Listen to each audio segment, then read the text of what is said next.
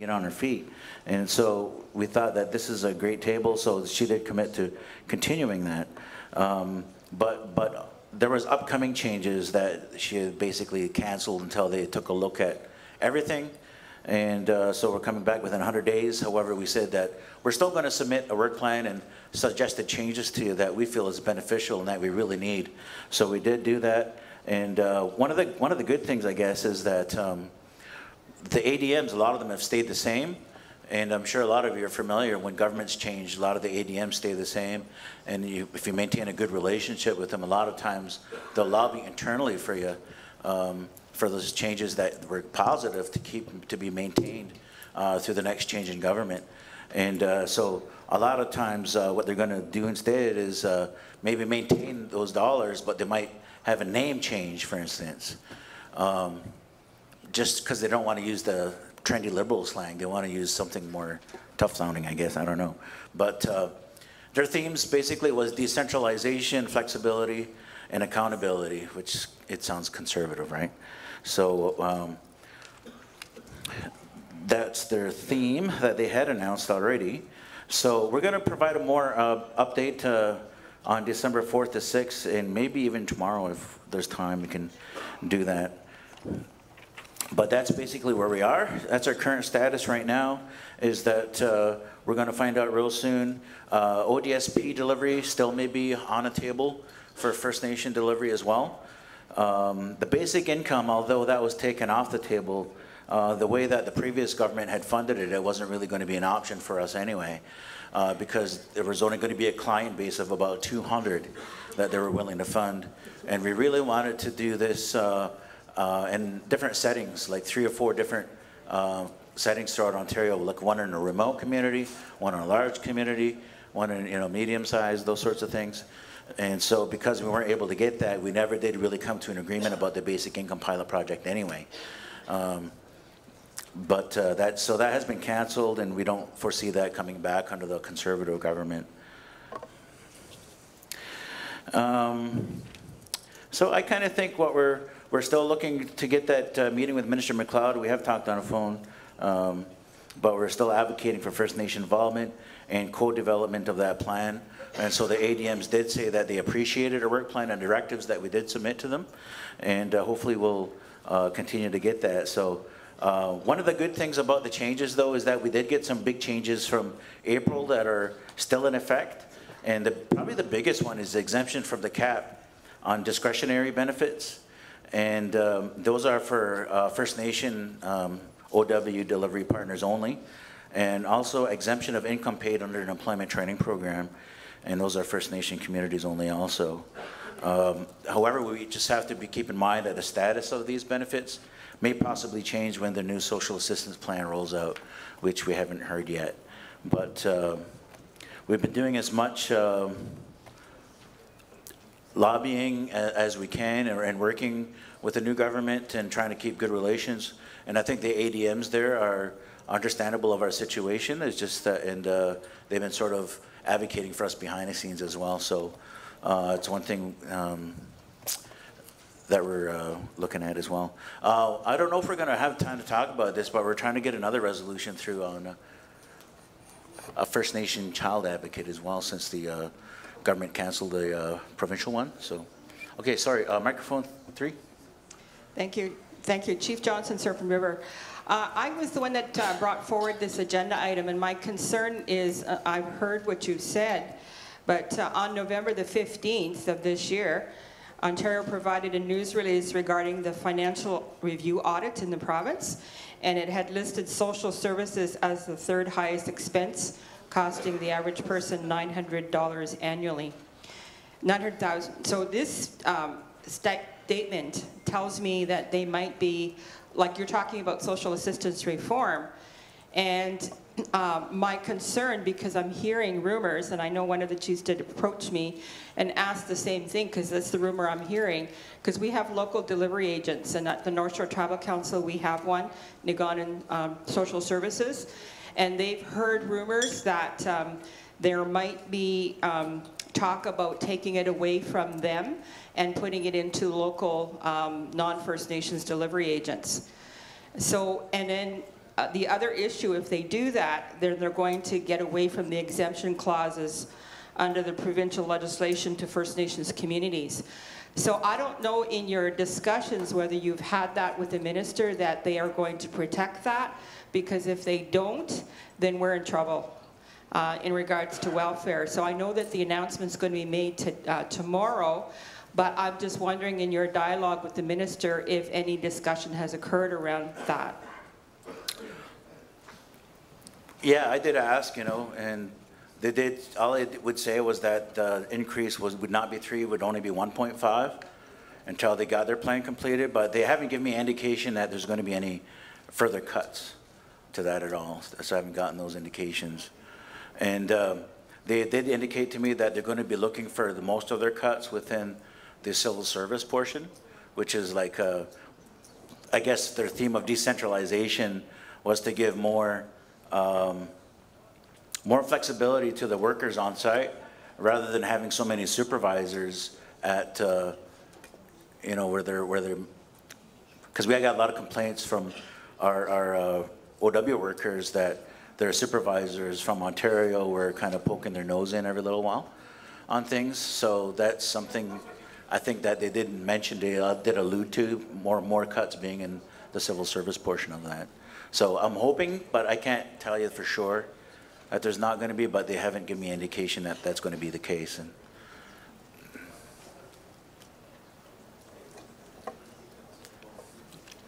okay, there's no more questions. We're going to move on to our next portion, and I'll ask Maggie to come up at this time too and talk about the First Nation child welfare legislation.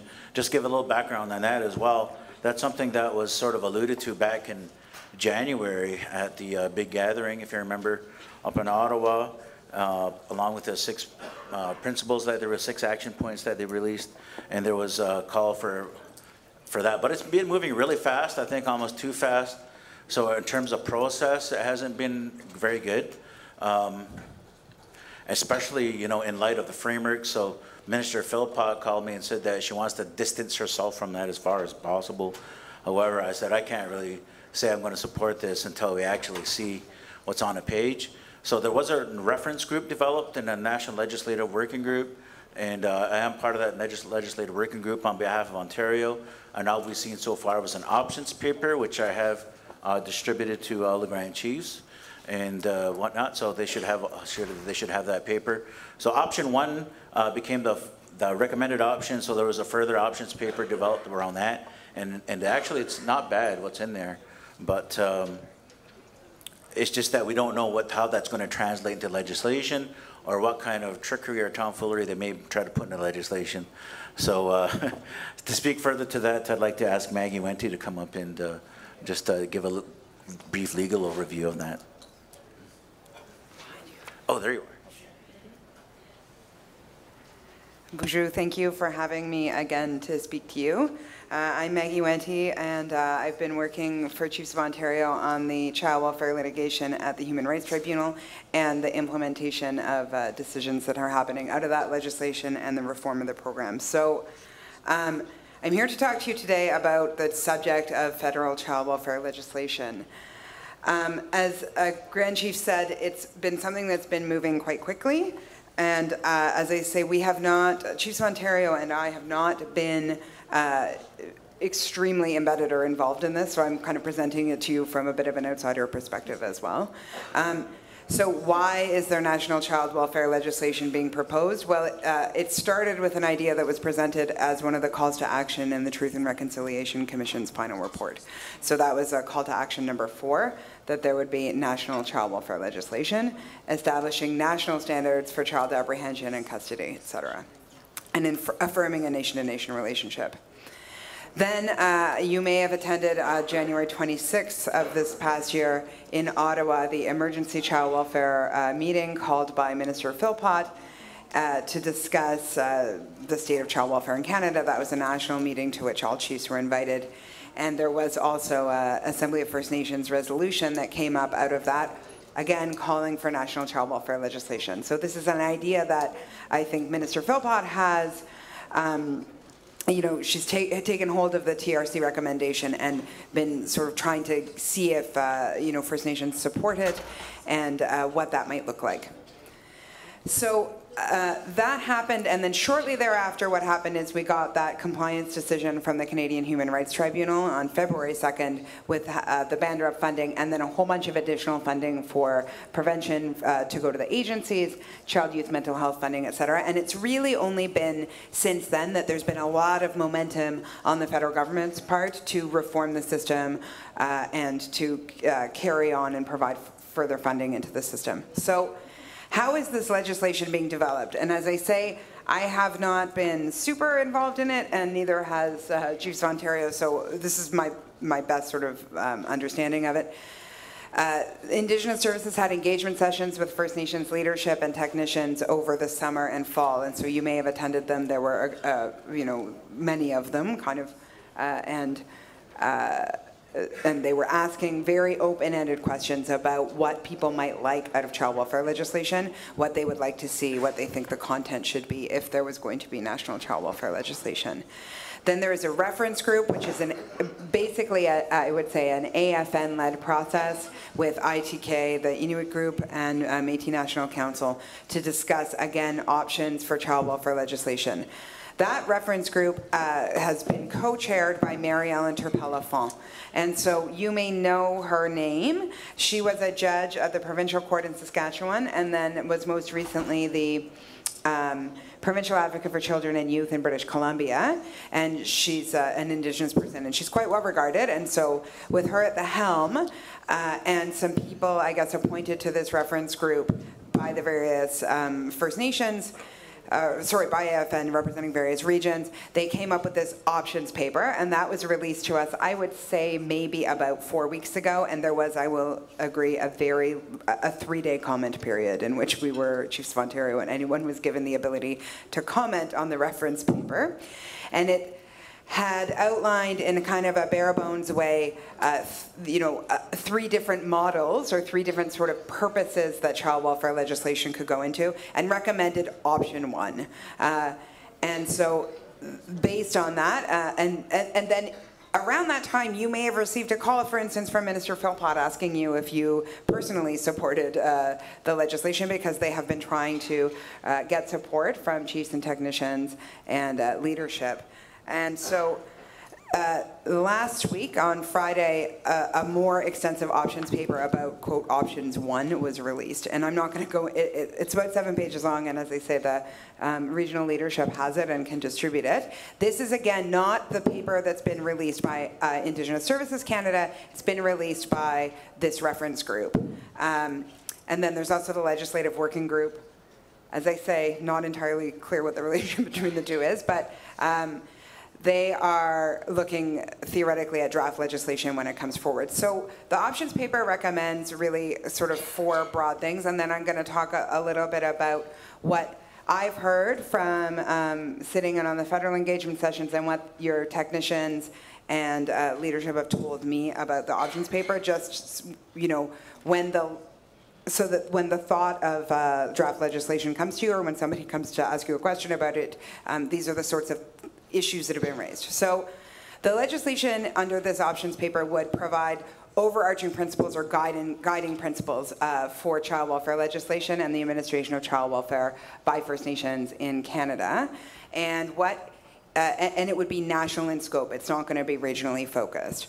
So some of those things are incorporating the UN Declaration on the Rights of Indigenous People, the UN Convention on the Rights of Children, various international human rights instruments, and the concept of the best interests of children. And I will put a little pin in that, because I think that's something that is slightly controversial in some way. It will. The legislation they recommend will have to affirm inherent Aboriginal and treaty rights to develop and administer your own child welfare programs and your own child welfare laws. It says affirm space for First Nations jurisdiction. So an attempt to say that if the legislation would aim to provide the opportunity for First Nations to make their own child welfare laws and then to implement their own child welfare laws. Saying a broad spectrum of arrangements for First Nations child welfare, so effectively to enable a First Nation to come to an agreement to assume all or part of a child welfare system away from the province or away from the federally funded agency. And then set out Canada's financial responsibilities to First Nations, and then it provides some principles about what those financial responsibilities look like. Stable, predictable, needs-based funding, encouraging the provinces to participate in the child welfare system established by First Nations and administered by First Nations through financial incentives to provinces. I'm not sure what that, what the details of that would look like. And then, importantly, I think also it says, it recommends that the financial arrangements based on these principles, and there's many more in that options paper, but the financial arrangements to run your own child welfare system that's enabled by this legislation would be worked out on a nation-to-nation basis or at a, you know, a sub-regional basis, et cetera. And so that is the recommendation. And so it will not provide for a one-size-fits-all funding formula. It will provide for nation-based funding formula that will result after a child welfare law is put in place, I take it. And then provide for many, many of the details to be set out in regulation later, not to be in the particular legislation now.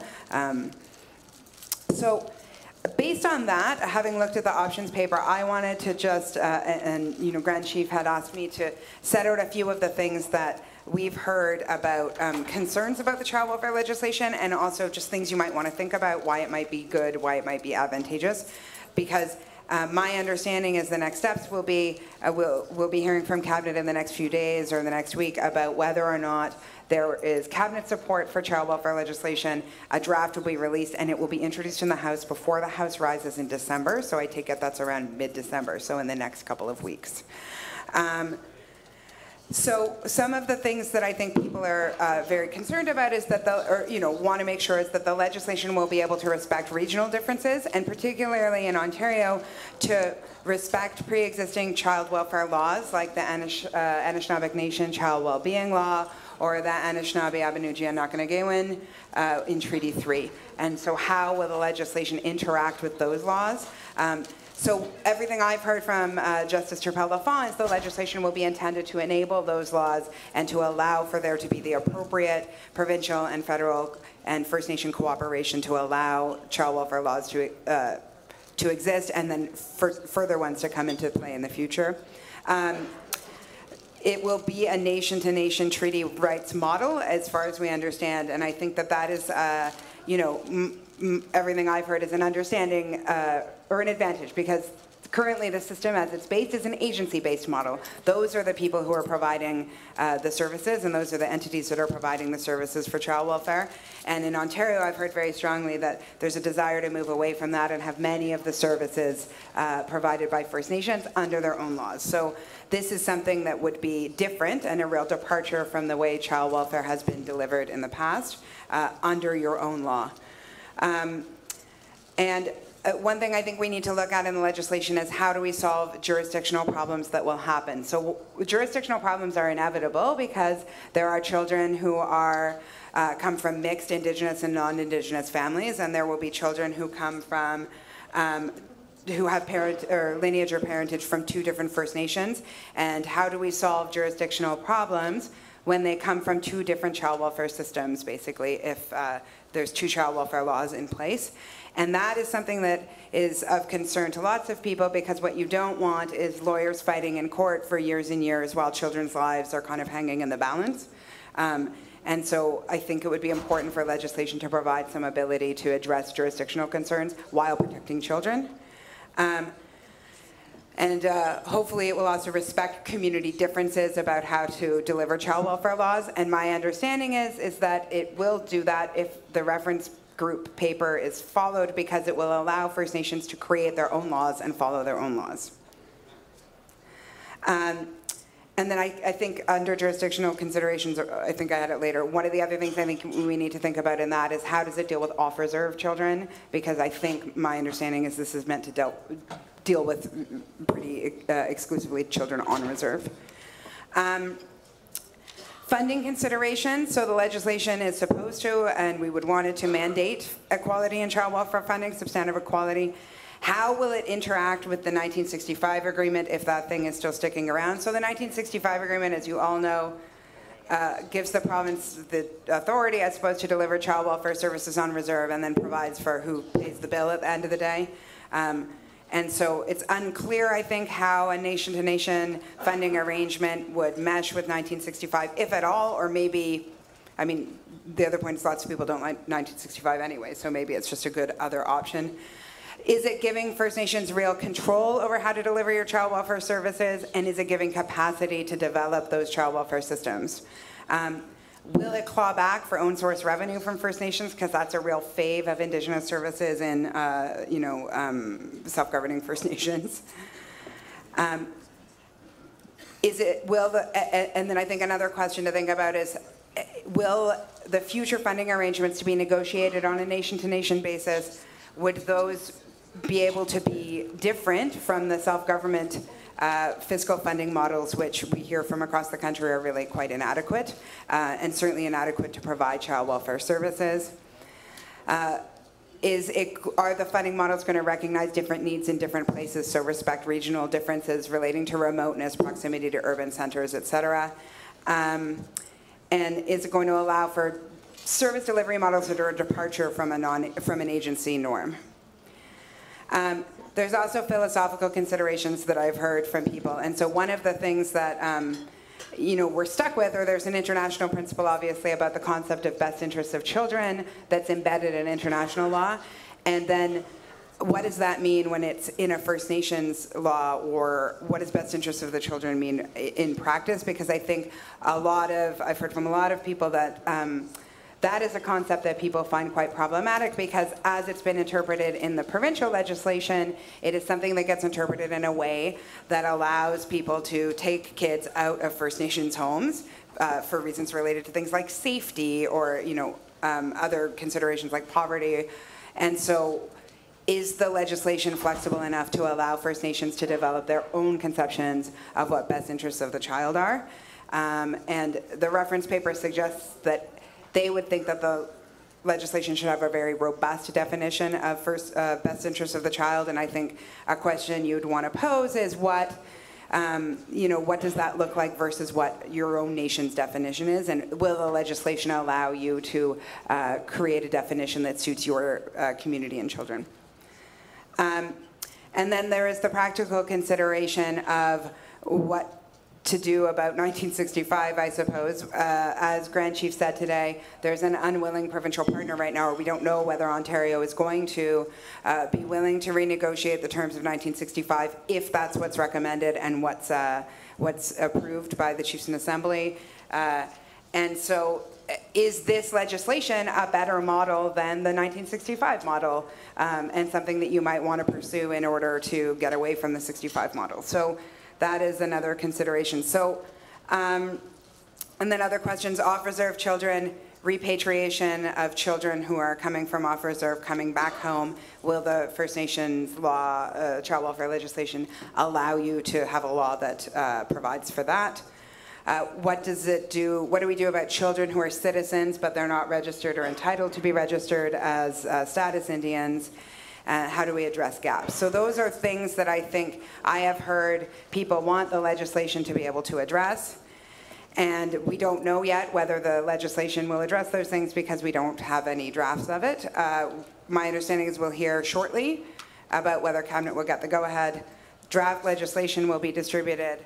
I'm not sure. Actually, I'm not sure if draft legislation will be distributed. That would be my hope. And there may or may not be a comment period, but in any event, it would be a very, very brief comment period. And then it will be introduced in the House and go through the legislative process. And so what the Grand Chief and I are going to do is keep people updated through the regions and the PTOs, and then also through the Social Services Coordination Unit, so that everybody can then distribute that within their networks to make sure that you have an understanding of what's happening next. But I just thought that it was important to bring this to you so that you all know this may be happening within the next month, and that you may get a call from, Minister Philpott asking you what you think of it, or things like that. So if anyone has any questions, I am happy to field those. I understand it was very fast.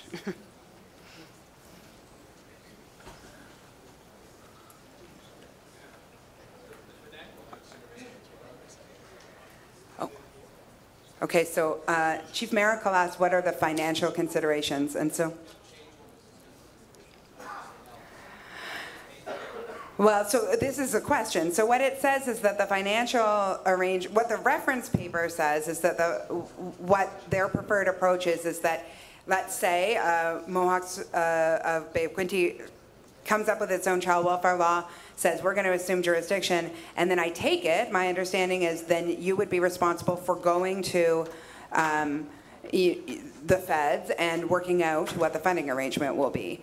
There was a question that I had put up, or that I think bears some consideration, which is, does that leave some First Nations behind because they lack the kind of negotiating power, the lack of capacity? Do we know what these people got for their child welfare system, et cetera? But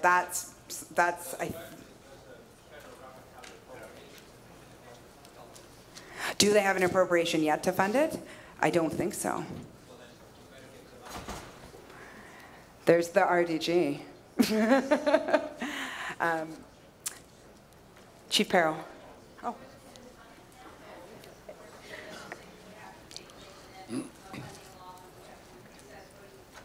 Right. Did you hear? Yeah. And then there'll be appropriations after. Yeah. No, because we don't know what the need will be. Good afternoon. Chief Perro. Miigwech, Maggie, for your presentation. Brian Perro, Chief of Couchiching First Nation. And I realize that, you know, you're using the terminology as it relates to whatever Canada is proposing.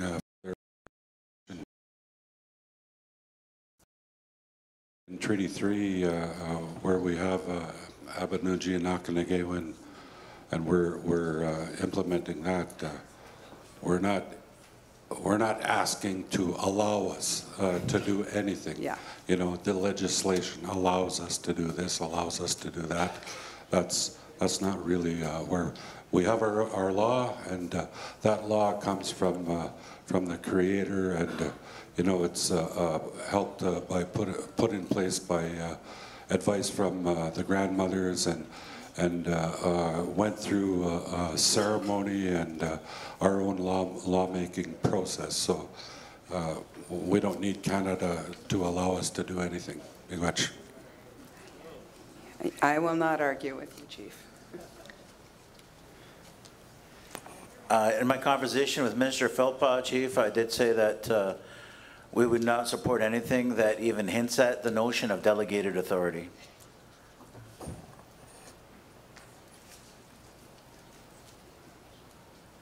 Right. That's it for me. Miigwech, thank you. Any more questions?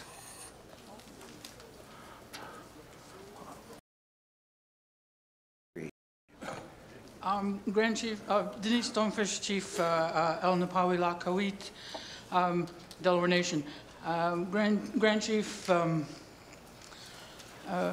Chief Johnson had spoken about the rumor about the OW delivery agents being eliminated in First Nations. And our citizens would have to go to the local municipality to obtain their Ontario Works. I know you've said that hasn't come across from the minister's table, but it's a rumor that's out there, and I feel that we need to have some concrete proof or concrete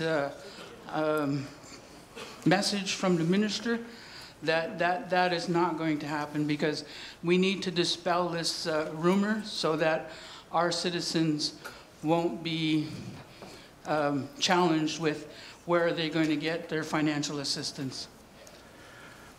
Yeah, I can verify that for sure, but I'll put my neck out there and say I'm 99% sure that's not going to happen, just because they've committed to the continuation of the GIST table. Not only that, they've committed to a trilateral table, because as you know, Canada has some things with regards to social initiatives with First Nations that they'd like to advance.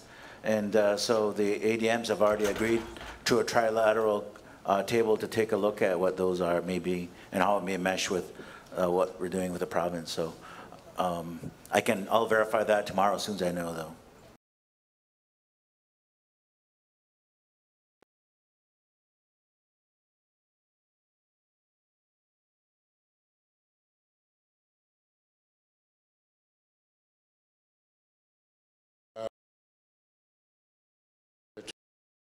North that you know that our people will have to deal with municipalities somewhere south to get their welfare checks. You know, that's a little too much to accept, something going on like that. And you know, this is a statement back in time towards when Indian Affairs was still controlling the welfare checks, where people had to wait 2 months to get their check. And you know, this process is not acceptable, the way information is flowing to the communities. And we need to protect ourselves, protect our people.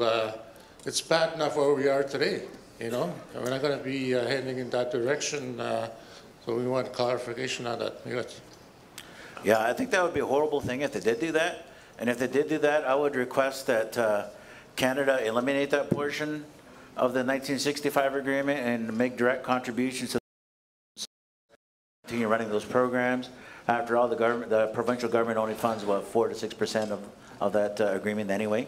So I think that's what I would probably do in that event. So.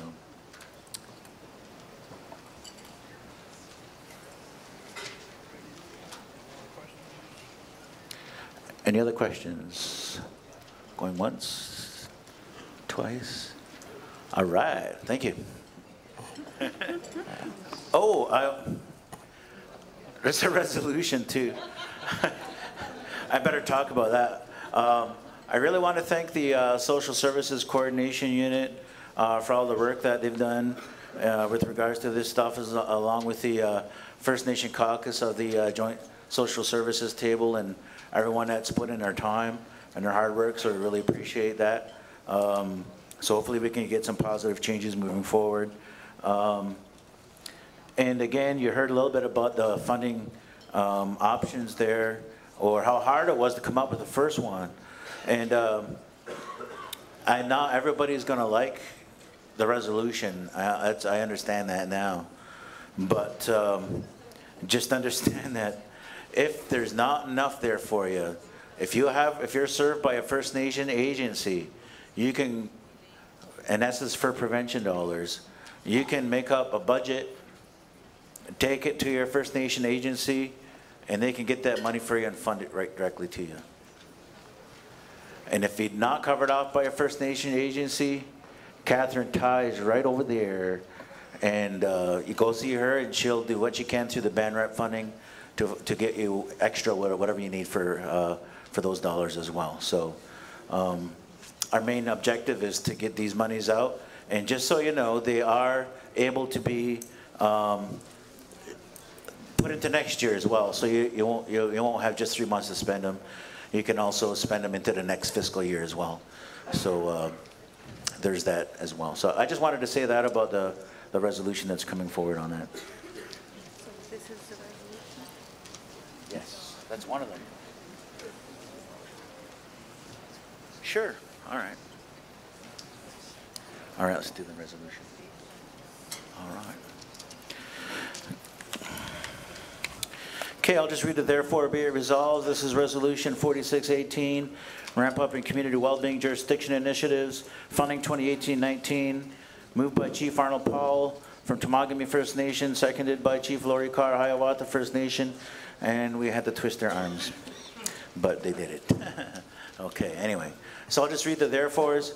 Therefore, be it resolved that we, the Chiefs and Assembly, this is, by the way, the last resolution in your package there. Direct Indigenous Services Canada to distribute the 2018-19 ramp-up and Community Wellbeing and Jurisdiction Initiative funding directly to all 133 First Nations in Ontario via Ontario First Nations Limited Partnership Funding Formula, 50% total population, 40% base amount, 10% remoteness, plus 15% top-up allocation to remote and large communities. The additional 15 to be applied individually to the remote and large communities pre-top-up total allocation as an interim funding formula without prejudice to other processes. 2, direct the Chiefs Committee on Social and Social Services Coordination Unit to work in partnership with Indigenous Services Canada and the Ministry of Children, Community and Social Services to complete the Ontario Special Study by March 31st, 2019, which will see the development of options for a new First Nations Child Family Services policy and funding framework that is family-centered, community-directed, and supports better outcomes by focusing on prevention. 3, direct the Chiefs of Ontario to advocate for First Nations Child and Family Services funding that is needs-based and recognize the needs of all Ontario First Nations, such as remoteness, high children populations, capital infrastructure needs, programs and services accessibility, high-risk factors, and other considerations. Is a mover in the room, Chief Paul? Okay, seconder in the room, Chief Carr. The mover and seconder wish to speak on this resolution. They are declining. Are there any questions regarding this resolution?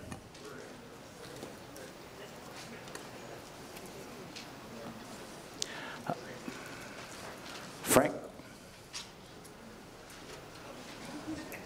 I meant Chief McKay, microphone 3. Frank McKay, Sachico Lake First Nations proxy. And I'm from the Snibeska Nation. We had a meeting, Snibeska Nation Chiefs had a meeting in Thunder Bay last week, and we were presented with 5 options in relation to how this distribution formula would be considered. After considerable discussion in relation to the issues that we face in North Ontario, we felt that option 1A was the most appropriate funding formula that we could support. And this option, according to the option, the numbers that were given is what option 1B. So that puts us in a position where we have to reconsider this formula and how it would apply to our First Nations. But we had considered this very carefully, and in our discussions, we had made a decision that this is the formula that we would pursue. And I don't know if it was related to the committee that was drafting up this portion of it, this portion of the resolution. I don't know what. Well, we thought it was this morning. The only one we were missing was Treaty 3's input, we thought. I know we've had several calls over the last couple of weeks and trying to get answers from everyone. We'd asked everyone to come up with what they wanted and a B option, what they could probably live with. And our hope was that what they wanted and what they could live with would have enough in common to go forward. And as of this morning, I thought that we had enough to go forward with 1B. So if that's a change, that's news. Yeah. Would we be able to change this resolution to, I don't know if what other chiefs in Ontario have preferred with the preferred option on this matter, but I know like the speakers before ahead of us that spoke before said that this is not a perfect formula. The reality is that we only have a certain amount of funds that's going to be allocated, and we try to be fair in an equitable distribution of these funds that come to our communities. And I think we presented our case in relation to that the funding that we get, the 1A would be the most appropriate for our territory. But I don't know about the other First Nations. So that's where I'm stuck at, is because my chief has said 1A would be the one to support. And if it's not the case, then I'll have to go back and tell them what the purpose of 1B would be for our First Nation. Thanks, Frank. Okay. All right, thank you, Frank. I think we may have to table this for a little bit in order to bring the SSCU back together, because everyone had put forward options this morning, and not everybody chose 1A. Well, I don't want to stop this process either. We have to make a decision, right, and so on. So So I'm sure that we can find, you know, if I could be able to, you know, see if there's any other alternative that comes close to what 1A is in relation to the what each First Nation would get, you know. Yeah. Okay. Yeah, maybe we can do a combination of that. Maybe there has to be more discussion on with this assembly and get their feedback in terms of their positions on this resolution. Okay. Okay. Mike 2, then Mike 1. Thank you, Chief Hill. Well, my preference is option 1B. And just so everybody knows what we're talking about money that's been sitting around here for almost a year. And we need it in our communities. And if we don't take that money right shortly and start spending it, Ottawa's going to say, well, they don't need it in Ontario, give it back to us. I think it's been sitting around since last October, over a year. And option 1A, as we recall, was using the OFNLP formula. And when we were in Vancouver in July, we said, get us an additional 15%, which we thought was new money, but then found out wasn't, was taken off of the ramped up funding, I think. Yep. And the 15% was to be divided amongst the 5 large First Nations and 40 remotes. Now, when I left Vancouver, I was on the understanding that I would get 15% of our allocation. And I think I talked to other chiefs and they had the same understanding. And then when the money was distributed, this was on the immediate relief funding, we found out that the 15% was taken as a lump sum and it was divided equally amongst the 5 large First Nations and 40 remotes, which meant that my community of 27,000 people got an additional 40,000, as did a community of 700 people. And I can't accept that, and that's what 1A is. 1A is doing the same thing, putting that 15% and dividing it equally again. So, you know, I came back from Vancouver thinking I was going to get 15% of our original allocation. So either I missed it or misunderstood, but I think that we've already made that concession unknowingly. And option 1B is now to get 15% of what our allocation is. And that's the one that we prefer. I think, you know, we've got to take this money and spend it. You know, there's things happening in our communities. You've all heard about what happened in our community just recently. And because of our location, I want people to know we have individuals, strange people coming into our community with cars, trying to abduct our kids. You know, I had a call from Minister Philpott last week, and I said, we need more resources to make our community safe for the kids.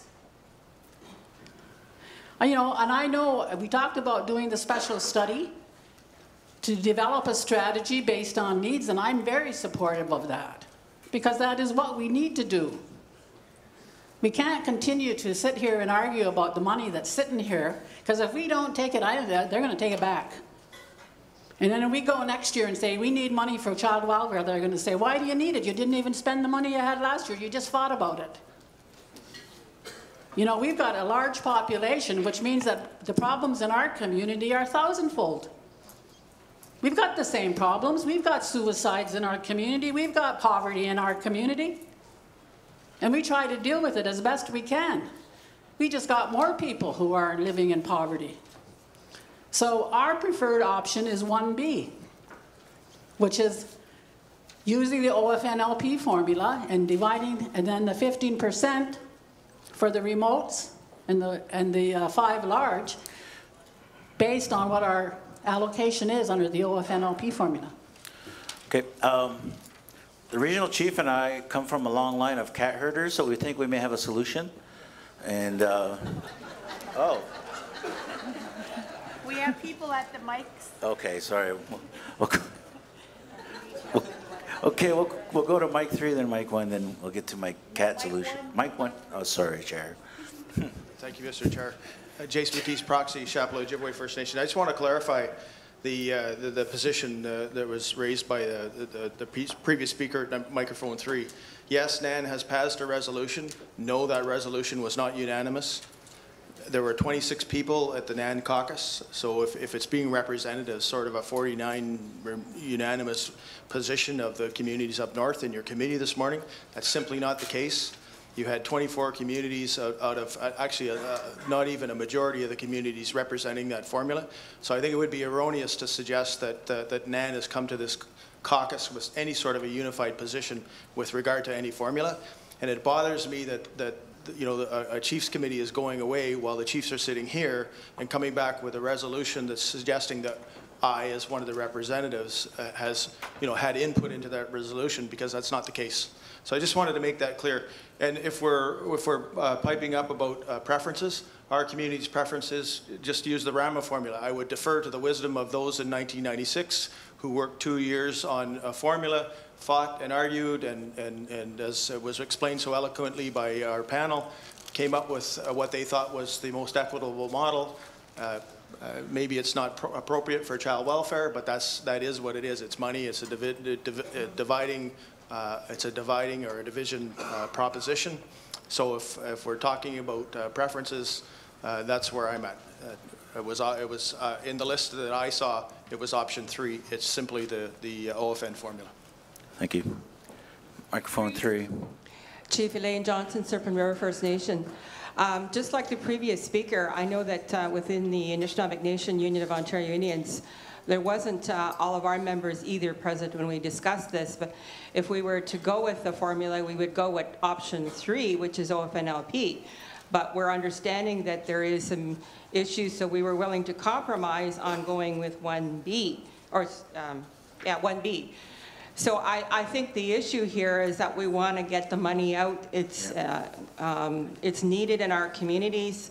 And so, you know, to facilitate moving forward, we thought we'll compromise and go with 1B.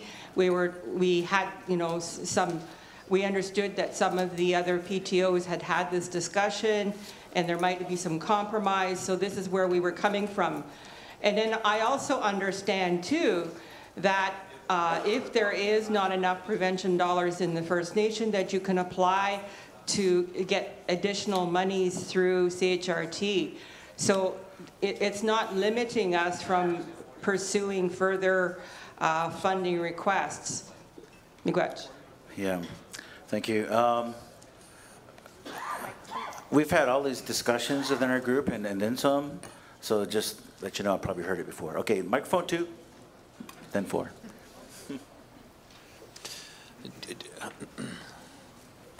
Just a clarification, the Mohawks of Quinte will support option 1A for much the same reasons that Chief Hill has mentioned. Pardon me, 1B. Sorry, we'll support 1B, the same position as Six Nations, for much the same reasons that she's outlined. And I guess, are there 40 remote First Nations? That's my question. Because I understand that any community that has road access is not remote There's any probably longer. more, I'm thinking. I don't know exactly how many, but. So what defines a remote First Roughly, Nation? yeah. A community that has no road access now? What's the policy? No road access. And is that 40 is the correct number, Regional Chief? Pardon me? 30. So why are we doing 40 then? We're not doing 40. It says 40%. 40 remote here. No, it doesn't. It says 10. And then another 15. Here's, if you can jump back with your bad selves, I have a possible solution here. We can do a combination. We can do 15% top up to remote divided evenly, and 15% to large communities applied individually. It's a sort of a combination of 1A and B. The large First Nations still get their 15% applied to a correct ratio of what you'd be getting. Like say if Six Nations, for instance, was getting 100 grand, under this you'd be getting 115 grand. And say the 30 remote nations, they'd be getting various amounts, and say the 15% worked out to 20 grand. And so they'd all get 20 grand evenly. So that's basically how that would work out, still taking 15%. So that way the large would still get their respective amounts, and the remotes would still get an even amount, which is 1A. Mathematically still works. Okay, so I'll go to microphone Going to number 3. 3. Number 4. 3, 4, number then 2. 2. And number 2. Okay. Chief Allen, Council Slate. I'm just wondering why, like we're talking about our children here and there, we're all First Nations, and why aren't we dividing this evenly amongst 133 communities? How come that idea has never been tabled? And one thing, this is just a one-time funding to support our children and all this kind of stuff, and then here we're bickering about a simple formula where we're supposed to be supporting each other. If I go with dividing it, I'm taking a loss. Some communities will take a loss, but we're all sharing together. I'm just wondering why that formula hasn't come to the table yet. If it's divided all evenly, like one community might have 100 kids, and those kids would get $1,000 each, and another community might have 3,000 kids, and they'd get $20 each, or something like that, you know. But then at the end of the day, it's only a one-time payment. It's not like it's going to come in every year. Right. Right? It's not like a Rama formula. We're not basing our children on a OLFNP formula here. We're just trying to get rid of this money and put it in our pockets. And then here everybody knows we're getting the same amount. We're not going to point at this guy and saying I'm getting more. How do we know these communities with a less amount of kids in their community are not going to get the special needs help that they need? Okay, thank you. Number 4. So, as one of the few independents around the table, we're a little behind in regards to the numbers that came out, and I thank some of my fellow Mississauga Nation members for sharing with me. But I was there at the Rama formula. For the first item on the agenda was the revenue sharing, and the last item on the agenda on the third day was revenue sharing. And so, you know, if you're going to do anything but what's on the options provided, then you're not going to resolve it here in one day and one afternoon. My suggestion is, if you want to come to consensus, you want to find a solution to this, let's have a vote and let's figure out what we're going to accept. And if not, let's put this on to another meeting, because then you'll have to have the whole argument all over again. Right. Yep. Thank you. 2. Phone 2. Good afternoon, Gamal Pelchi, Weequamt, Queen Territory. I just want to put on the record that our preference is for Weequamt anyway, to take into account the amount of children that require these supports also in our community, and that the option that's being put forward isn't our preference. However, in order to get funds out, that we're conceding that let's get them out, because they're being held up. And we also know that this is an interim funding formula for distribution purposes for this fiscal year, and that work for the Ontario Special Study is imperative to define how needs-based funding can occur into the future, and for funding to be applied directly to those that require it.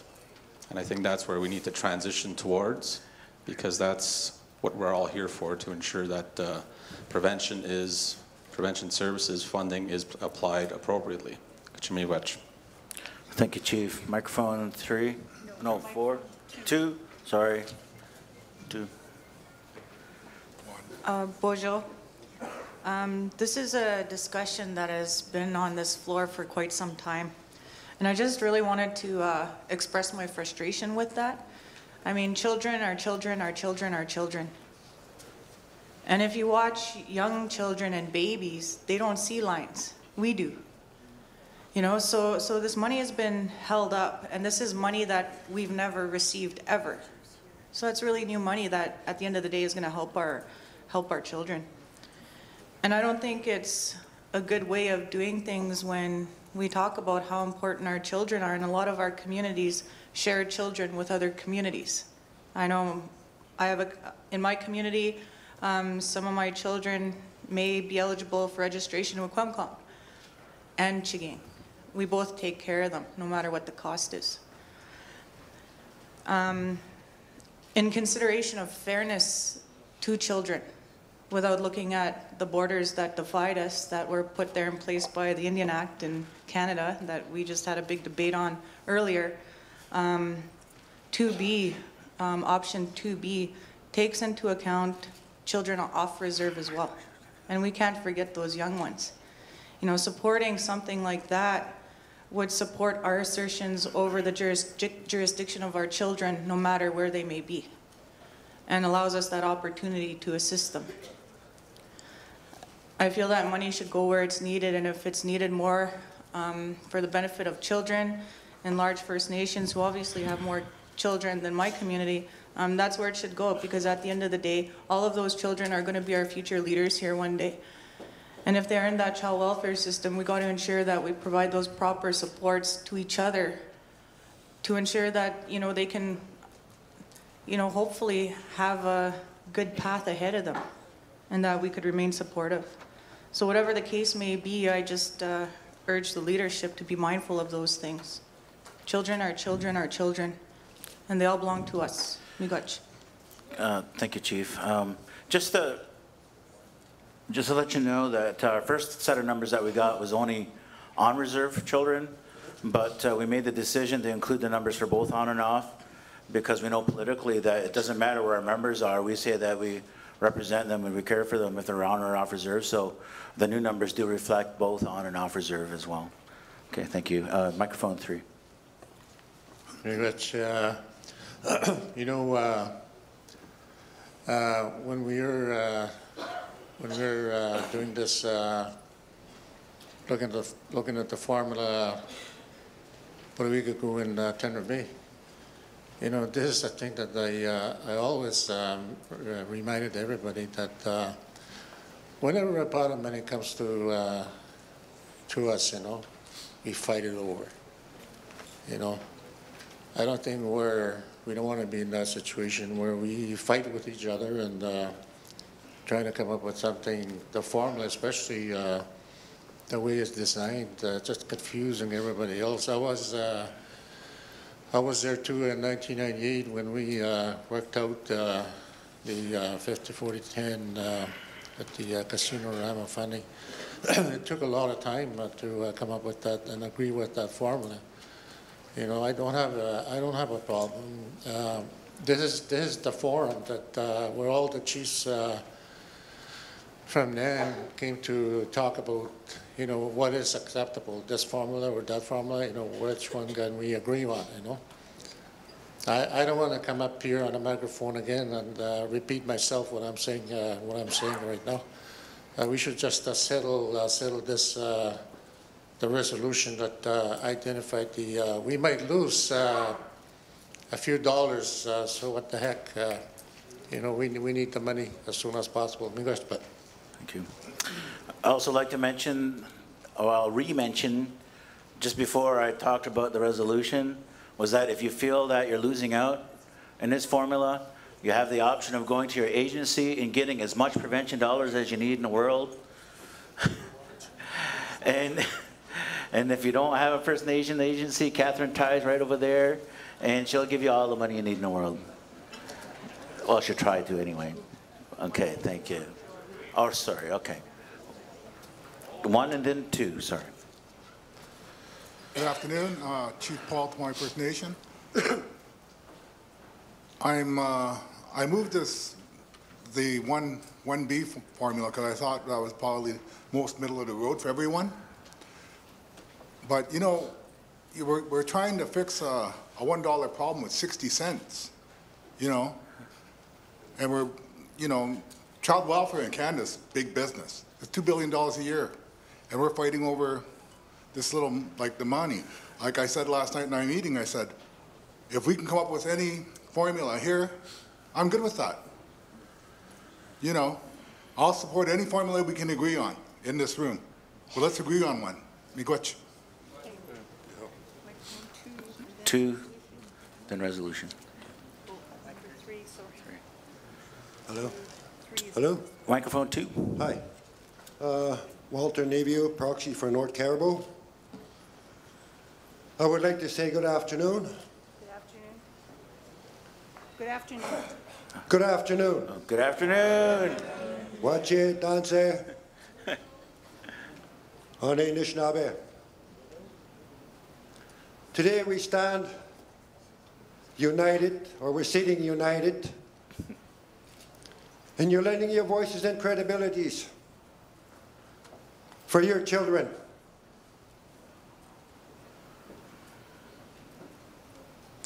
I was at a youth gathering called Feathers of Hope. I went there expecting to have to speak. Upon my arrival, I was told to sit down and not talk. All delegates were told. And this was the message by the youth.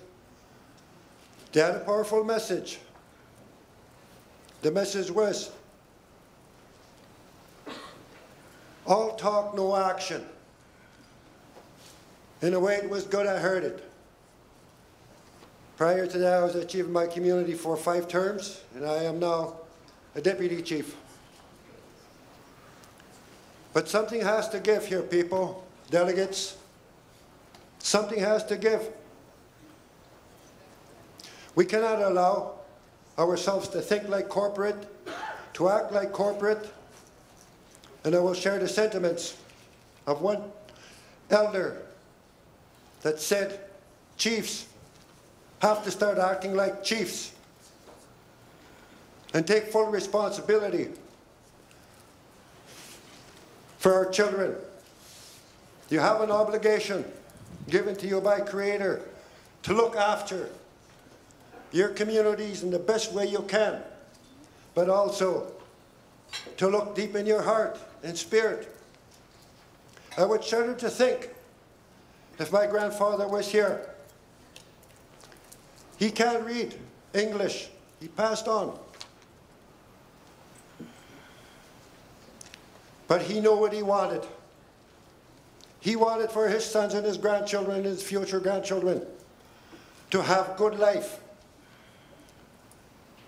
And we shouldn't be squabbling over a few dollars.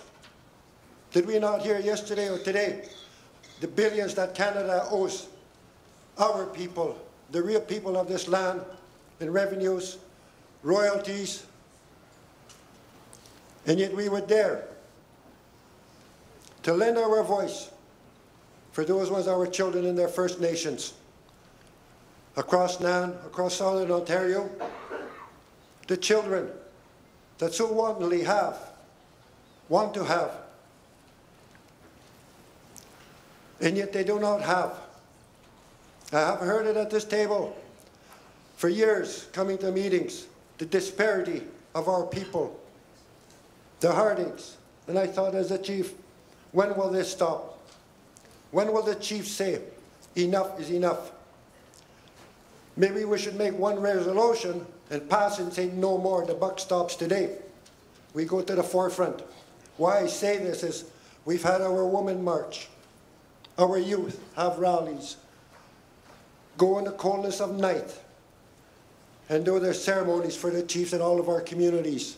Our young ambassadors, ever so diligently listening, trying to do only what's good, while the rest of Canada can take from First Nations and put their children in the best colleges, universities, while ours are struggling to have a quality education, a quality life. I say this because I've had elders talk to me and tell me a vision of true prosperity that's in the spirit that wants to grow so bad. That drum spoke to all of us today. Tells us where we're going. We don't have to be using that word poverty. We shouldn't have to be. But time and again, we will do it again. But we can change and alter the course of our history.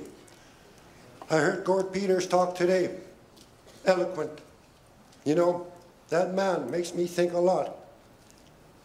I hardly see him, but his words speak to my heart because I think about all of our children. what you chiefs are mandated to do, which is best. But I would seriously implore upon you, we talk about all these options, what we're going to do. But I have to talk about Northern Ontario, Anishinaabe Nation. I never been there as a chief, and yet they were my neighbors in my tribal council, Waban. Now as a deputy grand chief, I went up there to their communities. Perhaps if you went there, you would see with your own eyes what I'm going to say. I see their children trying to do the best what they can. There's no roads. The same luxuries that we can have in the south, they do not have it. A luxury like a doctor if you're diabetic. The very luxuries that we take for granted in our territories. And yet we have those here. I know we talked about suicides and deaths. Yes, is that a commonality that binds us? Like the sweetgrass? That will forever pull us in a sacred direction so that our people can walk on good red road and know who they are and take ownership and great pride in calling ourselves a nation that will build a nation upon a nation. All of us sitting here so that we can give our young ones continuity, to be proud of who they are, to carry that elder's dream. I will say it here at the table. 24 years ago, an elder told me, tell them, and I think this is the time he was talking about, a legal framework. And yet we're talking and talking. He said, tell them not to take it away. But I have to come to the floor to talk about this, what we're doing. And let's not think corporate. Let's take Anishinaabe way, because we have laws given to us by Creator. Miigwech. Microphone 3. Patricia Ferries, Chief from Moose Cree. I'm supporting 1B, and the thing, Roseanne, that is not in the resolution is the Northern Remoteness Quotient Study. I don't believe that was completed. It never came across my desk. That's one thing I was waiting for before this discussion. And I understand that this resolution is temporary, it's interim. So I'm okay with that, but I think the wording, if it's okay with the mover and seconder, that the Northern Remotion Quotient Study be included as well, because you talk about a Ontario special study. And I know with the Nan people, I just want to thank you, Walter, for being so honest, because he's absolutely right. That's what's going on in our communities. The basics that access communities take for granted, we do not have. And the way the resolution is drafted does not factor in the northern remoteness of our lives up north.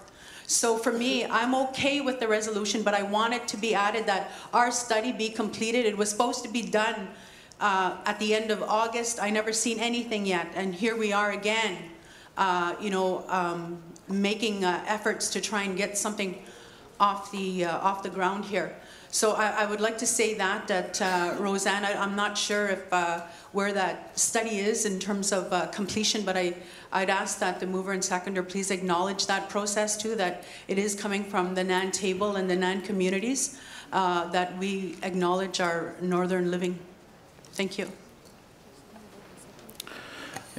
Okay, thank you. If we can go to the resolution, I have a proposed amendment, a friendly amendment. Hopefully it'll be friendly. Okay. All right, so under number 1, therefore be it resolved. If we can erase within the brackets, it says the additional 15% to be applied individually. If you can erase the remote and. So it would just read the additional 15% be applied individually to large communities pre-top-up total allocation. Everything outside the bracket after that, it will be erased. And the additional 15% be applied equally to the remote communities as an interim funding formula without prejudice to other processes. So it's sort of a combination of 1A, 1B. The remote communities will still have theirs distributed equally as per 1A.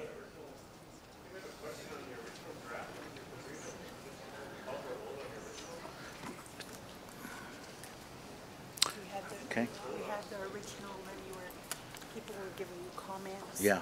And then you were trying to address Okay. those comments. So Yeah. those are the amendments, and the mover and seconder have agreed. Okay, the mover and seconder have agreed to those amendments? Right, the mover agreed? No? No, has not agreed, okay. Sorry. Okay, no, they have not, okay. All right, well, I guess it'll just stand the way it is, and I'll leave it to the chair then, I guess? Yeah? Okay. Okay, all right, well, I guess we're going to table this for now. We'll see if we can bring this back. Question? Well, it's up to the chair. We'll do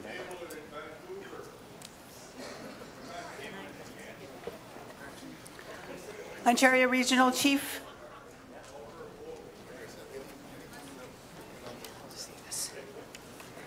Thank you, Grand Chief Abram. Our cat herding abilities have proven fruitless. With this resolution, the proposal that Grand Chief Abram is presenting actually meets the needs of large First Nations because they get 15% on top of the allocation. So Chief Hill, the example is if you have 100,000, you'll get 115. The way 1A works is the 15% is divided equally among those remote First Nations. So that's what this amendment that Grand Chief Abram was saying allows those First Nations to also get the remoteness quotient based upon how they've divided it up equally in the remote north. Because the 10% remoteness under the RAMA formula is divided equally. And that's all that NAN is asking, is that it be divided equally. So we can do both. We can actually do 15% on top of whatever your allocation is if you're a large community, and we can do 15% divided equally among. This is actually the best compromise because everybody gets what they want, A, 1B. It is absolutely the best compromise right now, and that's what Grand Chief Abram was trying to explain, is this is the marriage of both worlds. This resolution will meet everybody's needs. So that's one part of it. The second part was Chief Ferries had asked that the remoteness quotient study be referenced in number 2, and that can be easily added in after the Ontario special study. You just add in there, and the remoteness quotient study by March 31st. So that brings that question in. So, yeah, I hear you, Chief, and I just want you to know that this, if you will entertain this,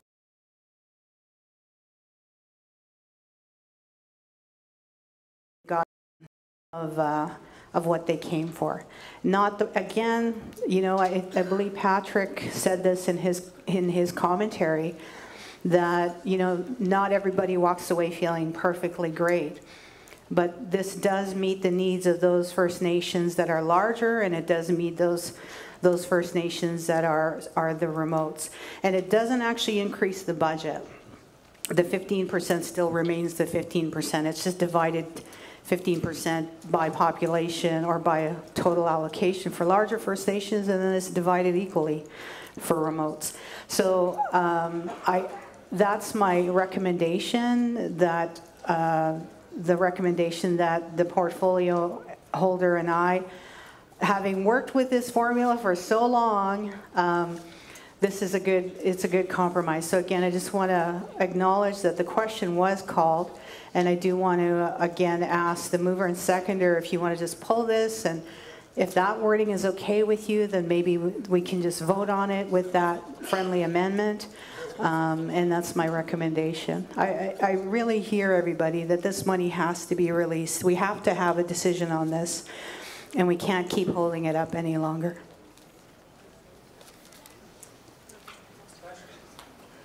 Miigwech.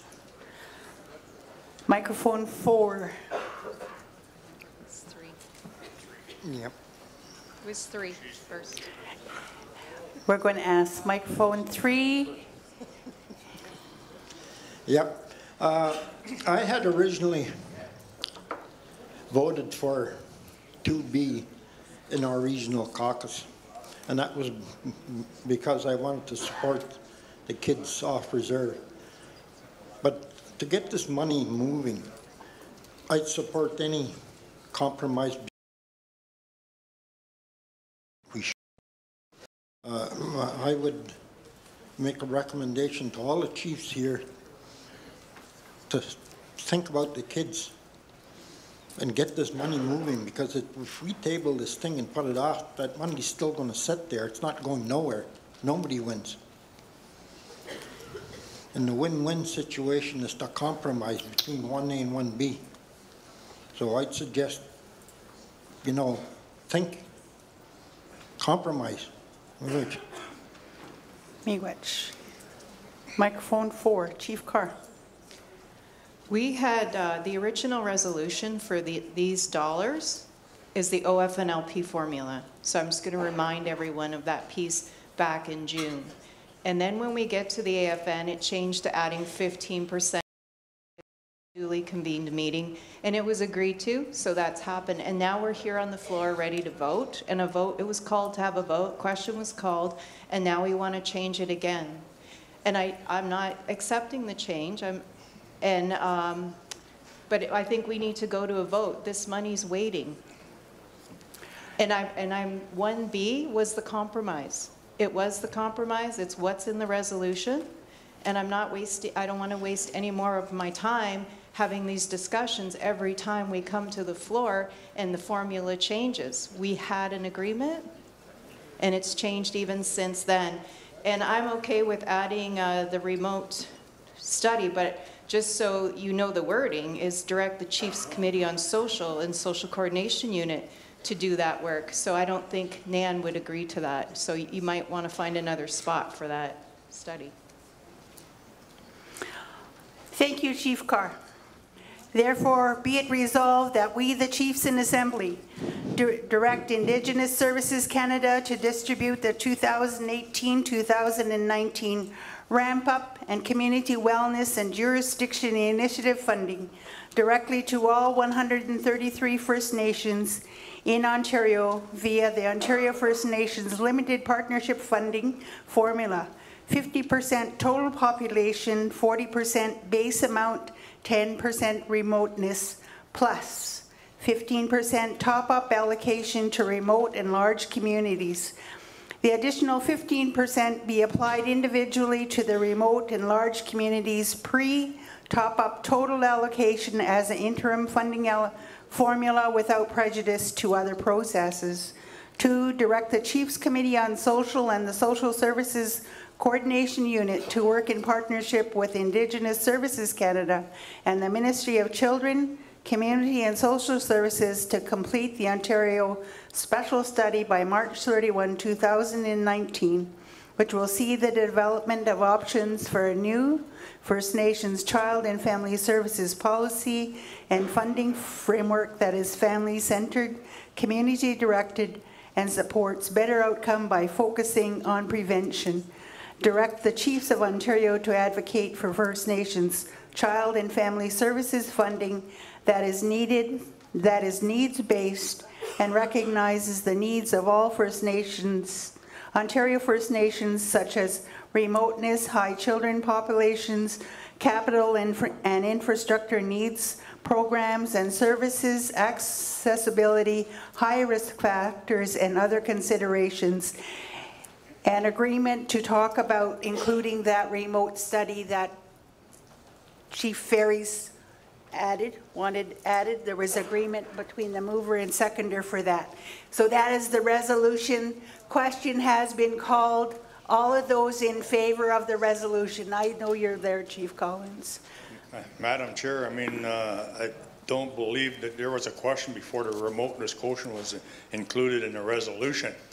And again, I spoke on the remoteness quotient in BC, and I don't have a problem with it, but you're going to feed it into something we don't know what that means, because there's no report on it yet today. And the reason I spoke on it in Vancouver, I said there's no difference between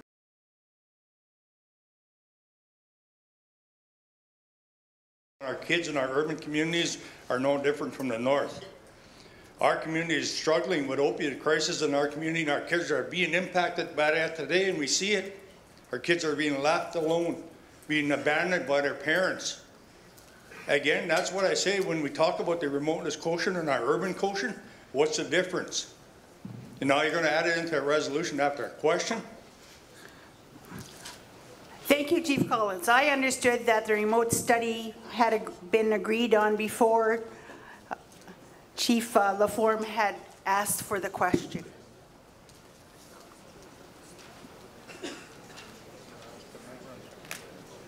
Because I needed the okay from the mover and the seconder about that. So that is the resolution. All of those in favor?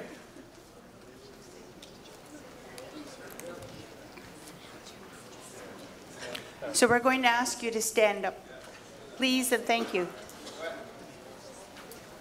So all of those in favor of the resolution?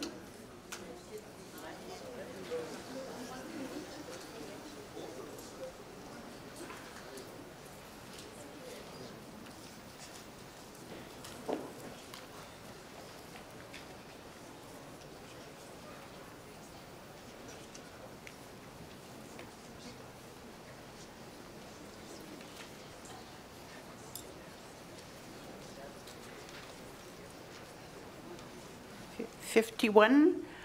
Any opposed? Any abstentions? Would you like your name recorded? Chief Wilfred King, Kias Saginishnamek. I'd like my name recorded as abstaining from the motion. Abstentions, Chief Wilfred King. Anyone else like to have their name recorded? Chair recognizes that there's 5 abstentions. The resolution is carried.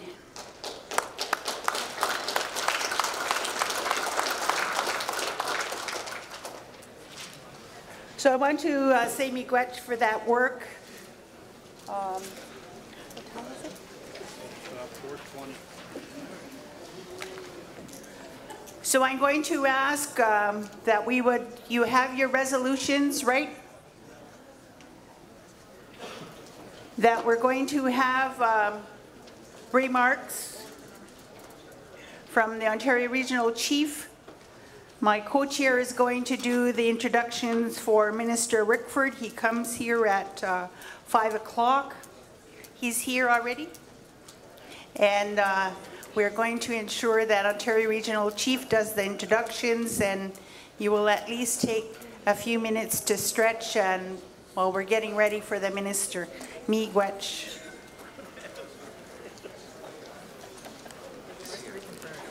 Thank you very much. Welcome, Minister Rickford. I'll read the introduction.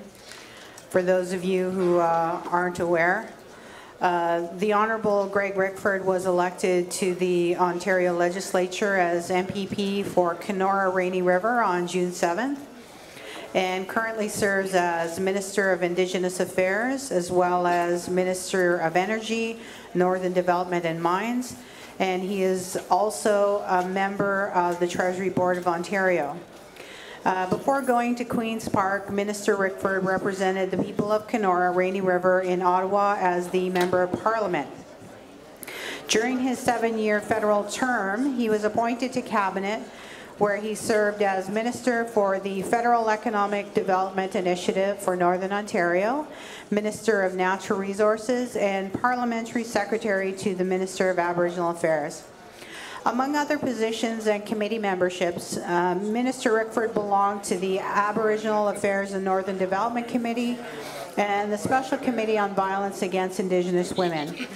At both the federal and provincial levels, Minister Rickford has served the people of Ontario and Canada by building relationships with Indigenous communities and leaders. Minister Rickford, his wife Janet, and 2 young daughters live in Keewatin, Ontario. He has lived and worked in many capacities in Northern Ontario throughout his professional career. Minister Rickford credits his experiences to his years spent working as a nurse and lawyer in many Northern Ontario Indigenous communities. He has owned his own business and holds degrees in Common and Civil Law from McGill University and an MBA from University of Laval. Chiefs, I'm very pleased to welcome Minister Rickford to be here with us today.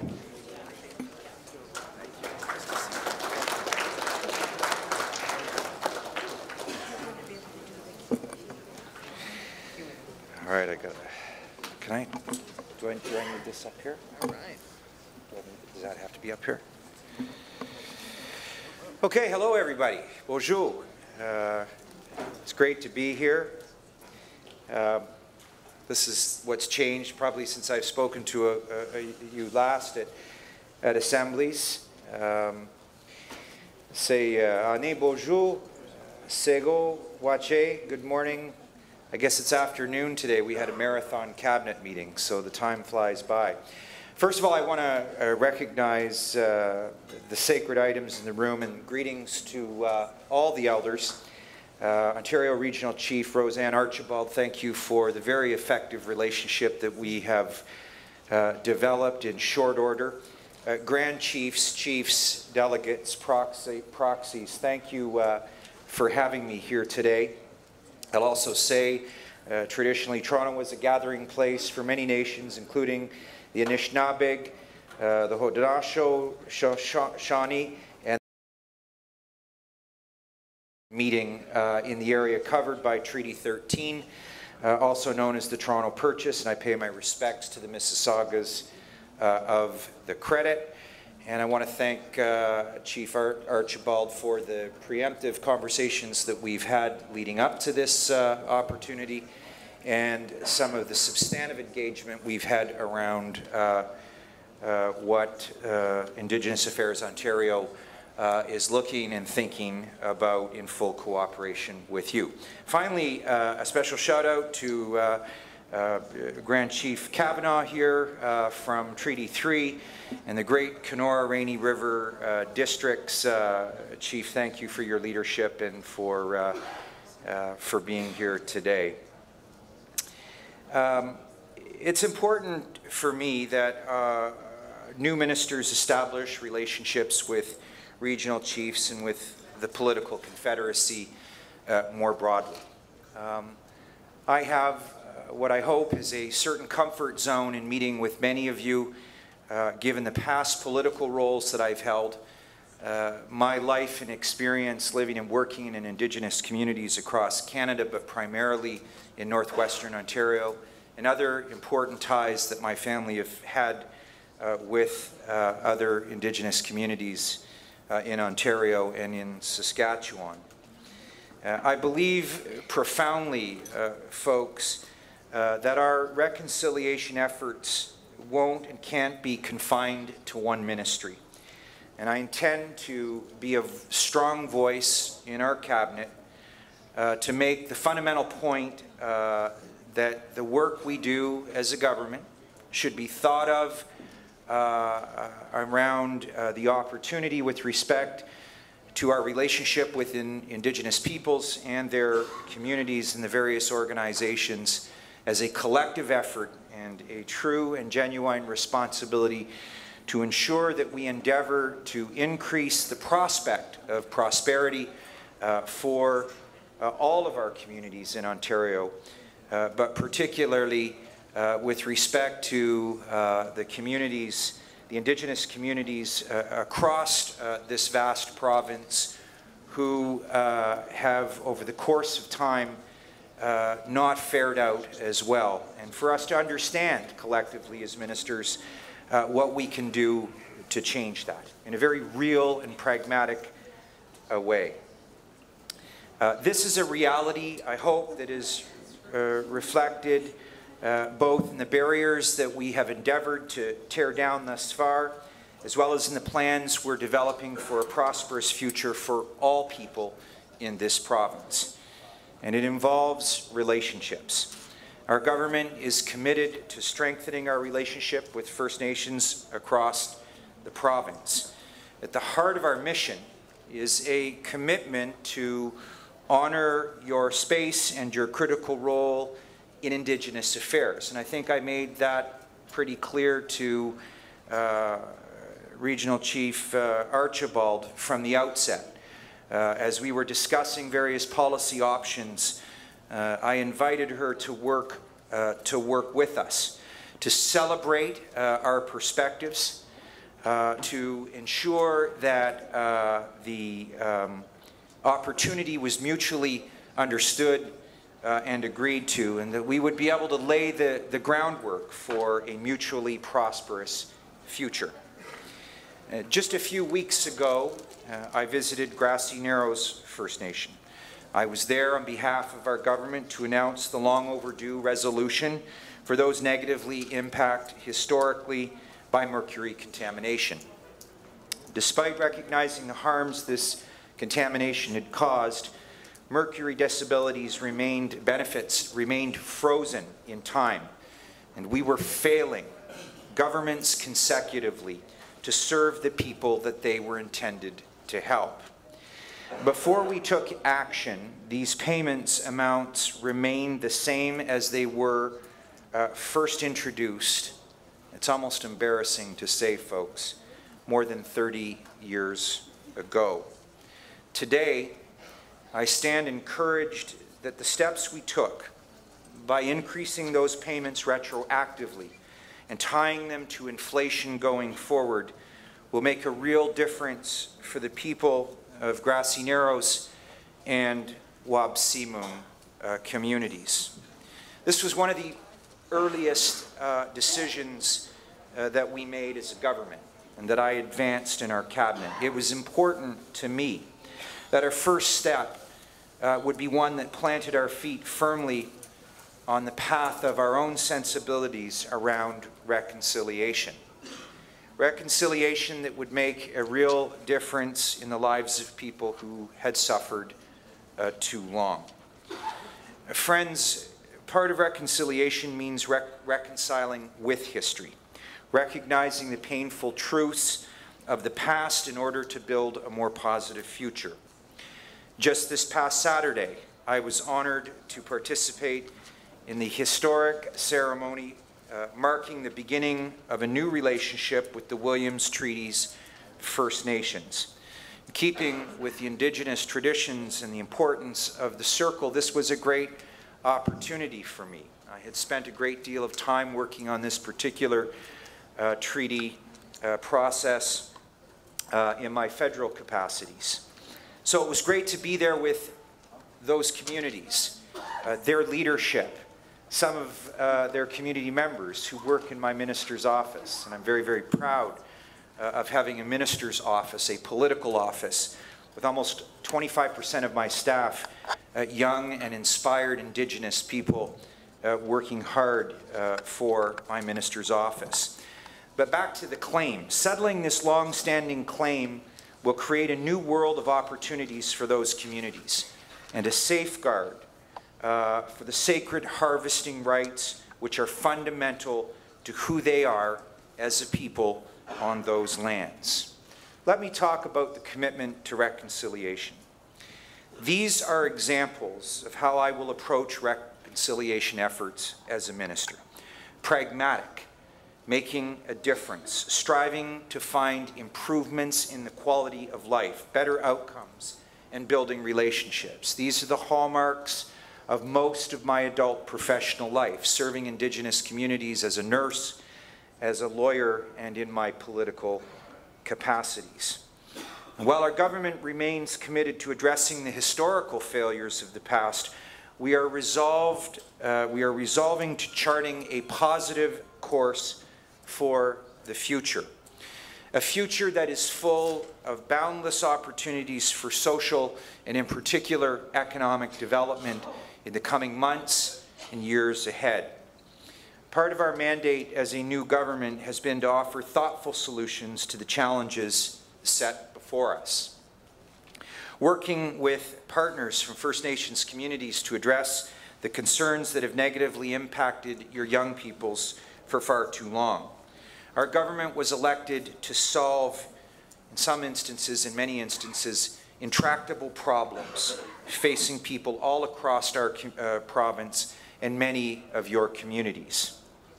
We must recognize that Indigenous communities and households throughout Ontario face unique challenges that have a disparate impact on their development, advancement, and ability to fully share in the growth and promise that we have collectively as a province.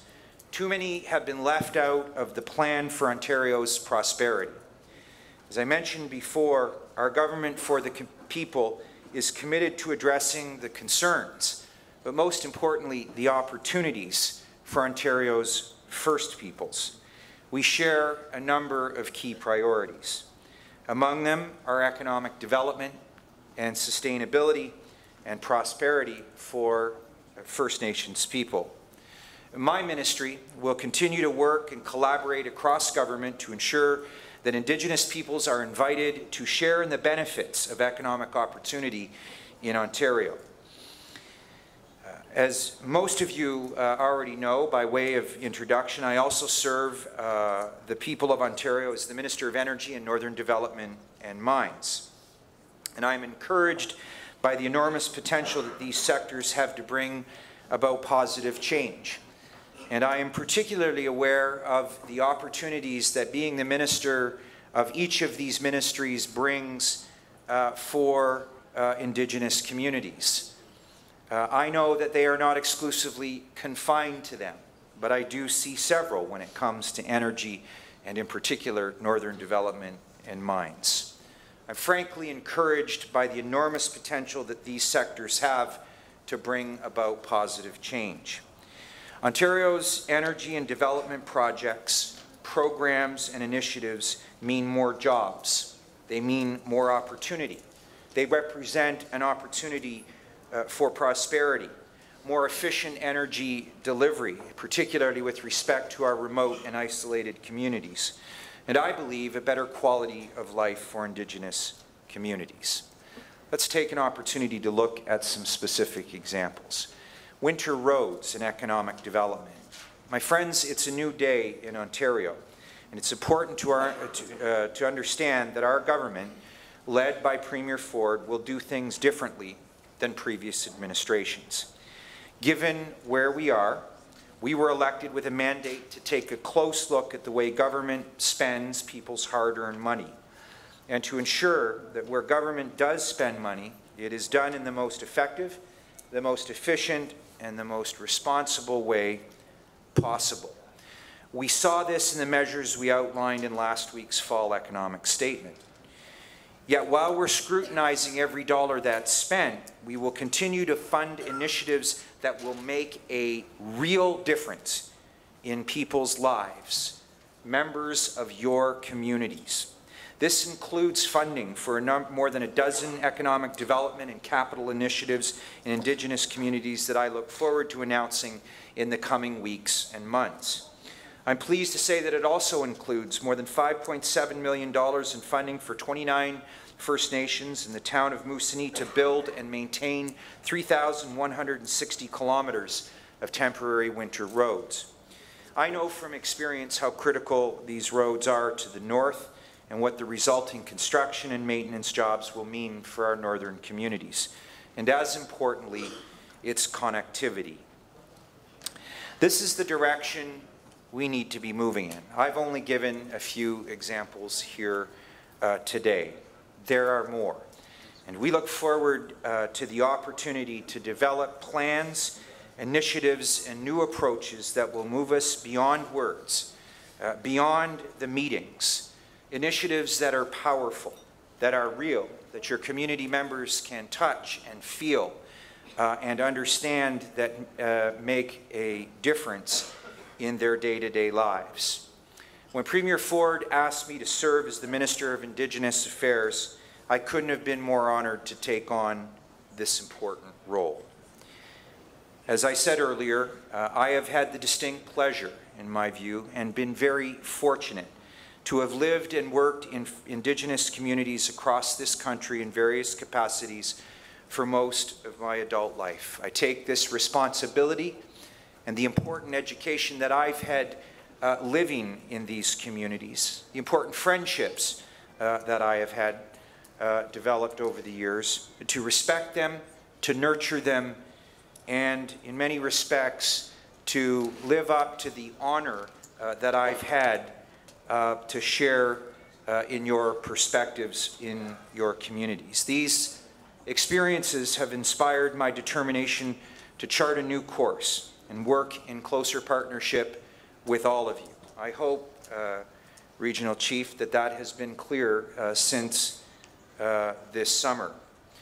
Honoring the spirit of reconciliation and facilitating changes that will improve the lives of the members of your communities, all the while listening and learning, embracing the reality that future progress can only be achieved through strong partnerships, making difficult decisions, having hard conversations from time to time, but hopefully not that often, more often coming up with real solutions that make a difference. So friends, I want to thank you for having me join you today. I want to leave you with my commitment to forge stronger relationships with you so that together we can make a meaningful, tangible, measurable difference in the lives of your communities. I look forward to hearing your perspectives on how we can move farther along the path of reconciliation, ensuring that opportunities for prosperity are available to all who live in Ontario, Indigenous and non-Indigenous alike. We have a long journey ahead, but we will walk this road of reconciliation and build a path of prosperity together. And I want to thank you for this opportunity. My name is Greg Rickford. I'm the Member of Provincial Parliament for the great Kenora-Rainy River riding. It's a privilege and an honor to serve my constituents, and in my capacity as the Minister of Indigenous Affairs, to serve you too. Miigwech. Thank you.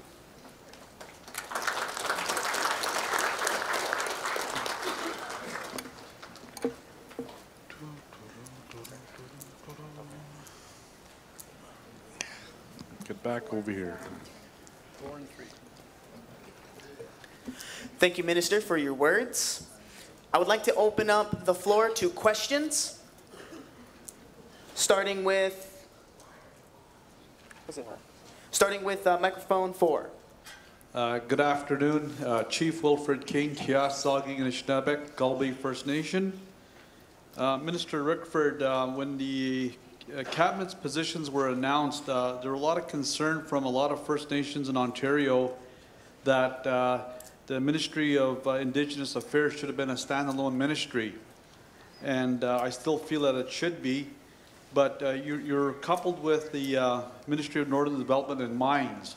And I have a real concern because I think it causes a lot of problems. For one thing, under the old Liberal government, we had the Minister Zimmer talk about protection of Aboriginal and treaty rights and the duty to consult. Then you had the Minister Morrow from Ministry of Natural Resources was issuing permits without doing the duty to consult. So I'm just wondering if you will find yourself in a conflict of interest situation when you sit as Minister of Aboriginal Affairs or Indigenous Affairs and is there to protect the rights. At the same time, you're issuing the same permits that is treading on our rights.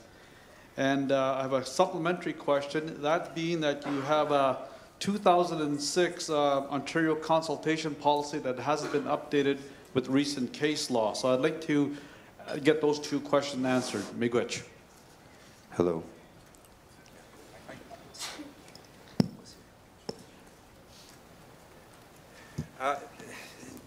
Thank you for the question. Respectfully, I don't see an inherent conflict. I am the standalone minister for the Ministry of Indigenous Affairs. And I think what underpins your concerns with respect to the previous government is that they were operating in silos.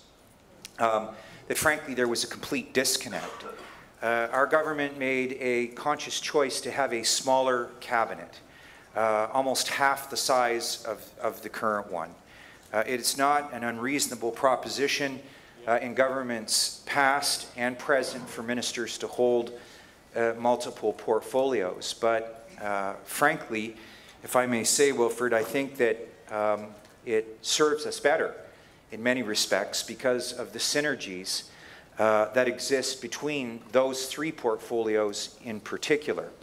I would say that if I have any challenge with it, and I tried to allude to it earlier because I am a northern guy, and there are significant responsibilities with respect to Indigenous affairs in the southern Ontario communities, and they are very different from the north. So I think if I have any challenge with respect to having other portfolios, it's being mindful of the Indigenous communities in southern Ontario and their separate and distinct, often, opportunities that I have to change lenses with. That said, being the Minister of Energy, I think has a great opportunity. One of the more serious challenges, and I believe one of the greatest opportunities we have, is the electrification or the gasification of several rural, remote, and then isolated Indigenous communities. Extremely high existing energy costs and solutions, frankly, that are expensive and haven't been dealt with for many governments, regardless of their political stripe. And I'm excited about the opportunity to address them, and already in my capacity as the Minister of Energy, we've identified a number of Indigenous communities that would benefit from policy changes within energy. That did not occur in the previous government. My answer, but the question I have, Minister, is that you have a government here that's very pro-business, pro-very resource development. What I'm asking you, sir, is that with free and prior informed consent, will you, as the minister, allow for permitting to take place on Indigenous lands without our free and prior informed consent?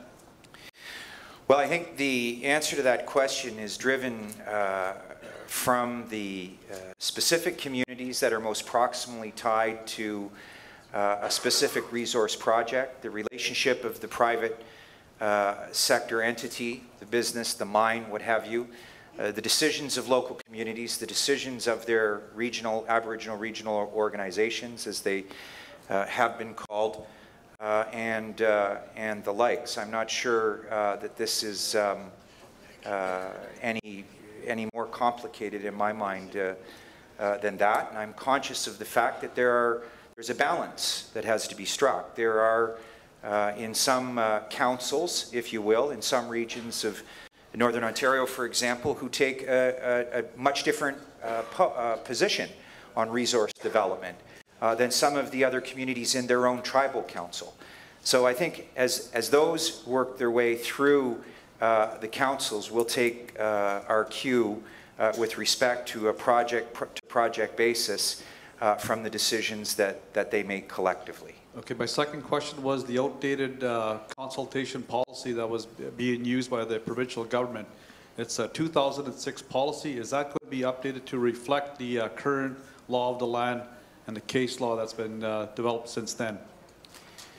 Well, I think we, in our new partnership fund, we've endeavored to modify some of the more opportunity-focused elements of consultation, of course always respecting the state of the law, but creating a particular opportunity when and where it's reasonable and when and where it's possible to create real economic opportunity that's focused on the communities that are most proximal to a given project, particularly in the resource sector, in the energy sector, and in some of the other files that are emerging now with, for example, cannabis and the likes. Thank you for your questions.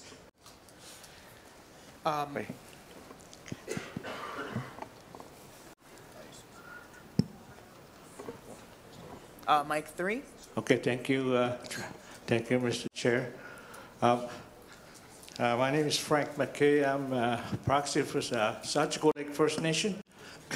And I want to congratulate you, Mr. Greg Rickford. I think you worked for us for so long in our territory that sometimes we have a hard time getting to see you as often as we want to. Yeah. So anyways, I have only two questions for you. One as a Minister of Energy and one as a Minister of MNDM.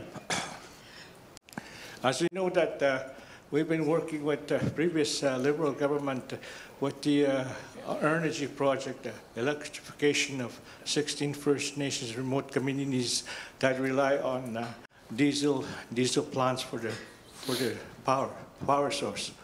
And as you know, it got too expensive and so forth to run those operations, and they were getting too old to operate to supply the energy that they required. So we began to plan out these things to get it connected to the grid. And we've been working for the last 10 years, establishing this project. So we're just coming close to the end of all the regulatory environmental assessment processes, funding arrangements, and so forth. And we already submitted our leave to construct project.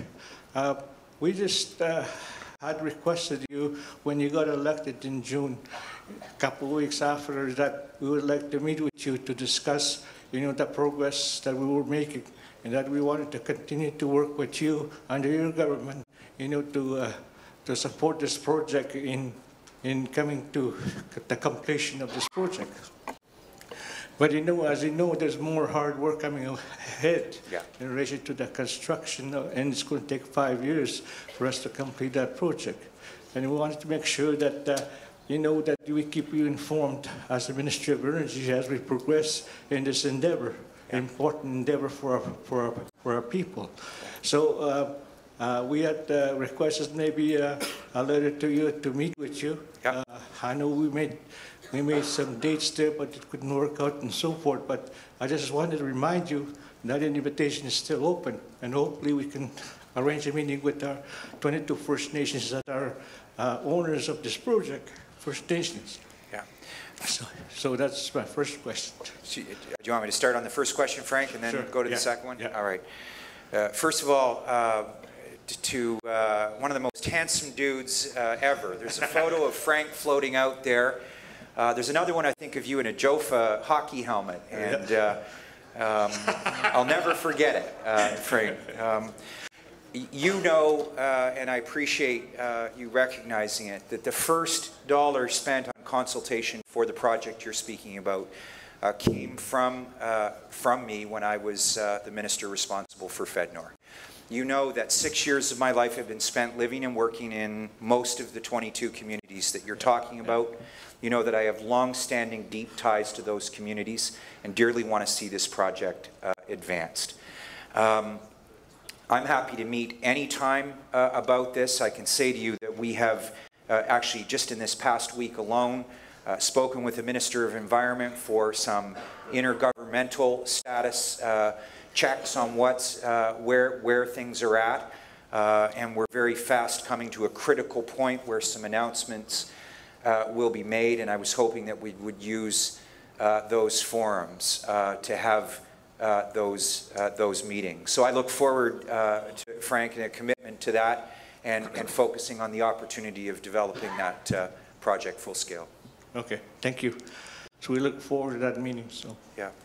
So anyways, my next question is as a Ministry of Northern Development and Mines.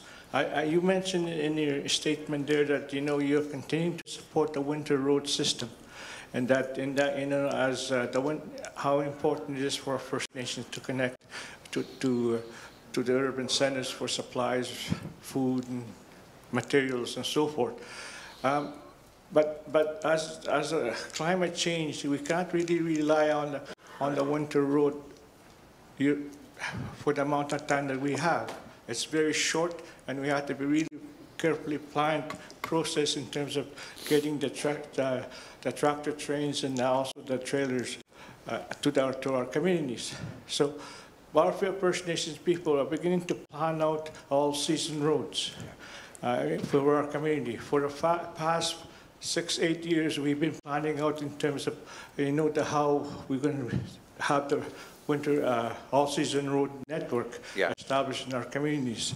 And we had written a letter to you that we wanted to meet with you in relation to how you can support us in that endeavor, important endeavor that we have, that our communities have been planning this out, discussing it, the pros and cons.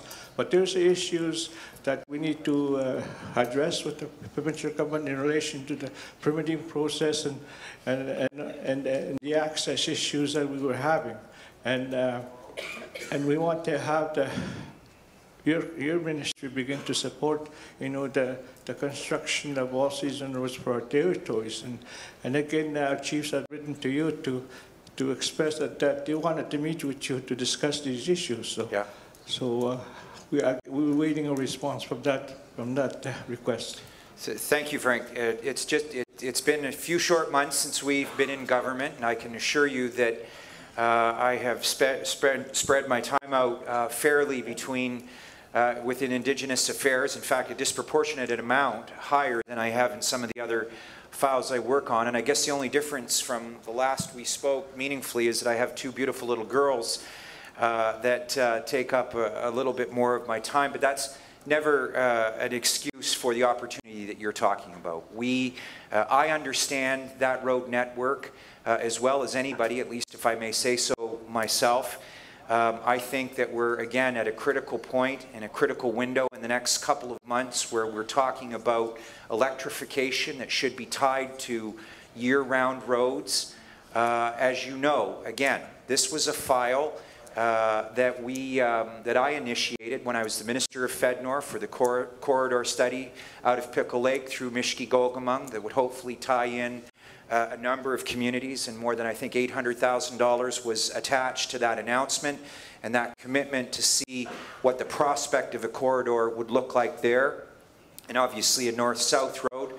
We continue to look at the options out in the far parts of northwestern Ontario and hopefully tie those to policies around hydro corridors and the like. So this is what we're working on right now, and I think we've had some correspondence with a number of the communities on that, certainly not just from Indigenous Affairs, but through Northern Development and Mines. Okay, thank you very much. Thanks, buddy, and good to see you again. Buddy. Mike 3.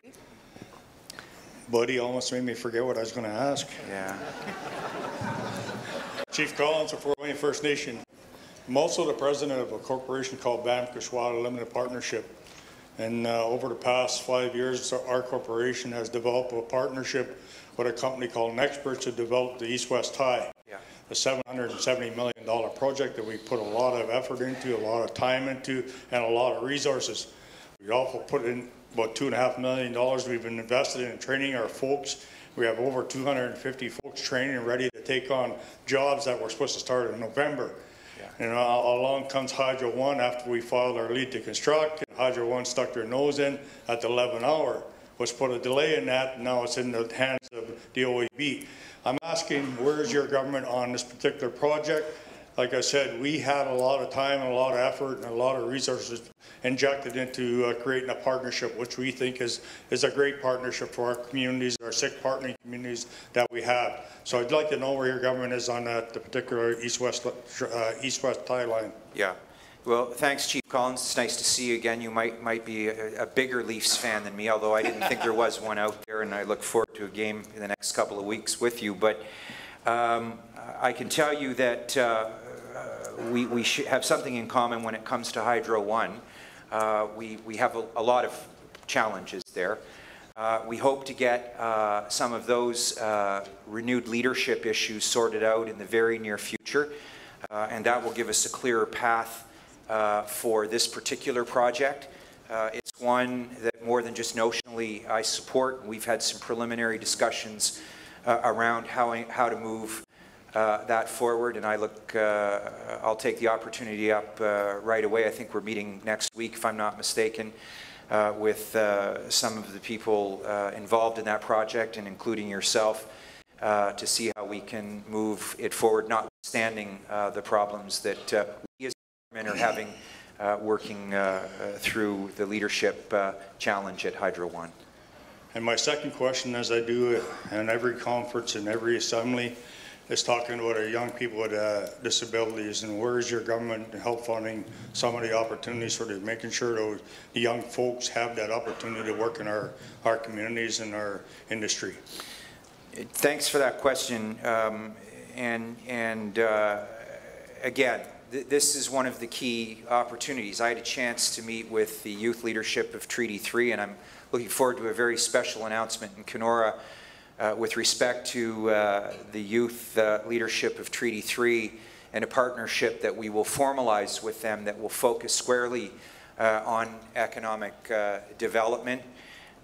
This, in no uncertain terms, is one of the primary focuses of our government. The new relationship fund that we talked about, changing its complexion somewhat to honor the distinct and important legal contours and the state of the law, but also to give opportunities for real projects to translate into real jobs. I was speaking with the Deputy Minister, Sean. Boy, that sounds good, doesn't it, Sean? Sean's the Deputy Minister right now. Let's give him a round of applause. He's doing a heck of a job. About a project in a part of the province where we would build in incentives for training and employment, and the prospect of that project moving forward depended on the ability to tie training and employment together, because employment has sometimes meant just holding signs on a highway to slow traffic down, as opposed to being involved in the real heavy machinery operations or technical operations of small to large scale projects. And we're bent on changing that. Sean and I had that conversation today, but it was really just a continuation of a general dissatisfaction that we've had over the past decade and a half, that agreements have not reflected, nor have they favored Indigenous communities. I don't know if, I don't think Dave Mazakaish is here today. I think Darren's here as his proxy, but we look at those smaller projects and the relationships with private companies and reinforcing a commitment for honoring what the RFP is supposed to deliver for Indigenous communities as full partners and beneficiaries for their outcomes. And as having worked on as a lawyer for Mishki Gogmung at the time on some of those projects, I found myself frustrated, frankly, working with the government at the time. We intend to cure those defects so that private companies who come in to do, for example, various road projects and other legacy infrastructure, their ability to win those contracts are tied to building equipment and training and employment opportunities for community members. Real jobs with real training. My question, I guess, Greg, was about young adults with disabilities in our communities. Right. Okay. Sorry, fair enough. Yeah, I just got excited about the other project, about the, yeah, no, I appreciate that, and I should have paid more attention to the word disability, Chief, and I think we'll have some further commitments that will clarify some of the frustrations that you've had with the previous government on some of those in the very near future. Microphone 2. Hello. Good afternoon, Minister. It's the first time I've seen you since you got elected. Minister Rickford, Miigwech. Just call me Greg. Chief Munias from Niskandaga First Nation. Yeah. I'd also like to acknowledge Mr. Baptiste there for his appointment. Niskandaga, we're from a remote area. I know you talked about we have a long journey ahead of us, and I think that journey will also depend on how your government treats and works with our First Nations. I'm not one of those communities that have opted into some of the discussions, some of the comments that you've made relative to some of the projects that's potentially going to happen in our region, which is the Ring of Fire. I live on the, we live on the Ottawa-Wiscut River system. There's a lot of things that are happening in our First Nation when it comes to our land, when it comes to protecting the lands, making sure that we affirm, we protect the interest and the rights of our people. This leads me to my comment about the, I know Chief from Gull Bay asked about the consent, the informed decision-making processes of our communities.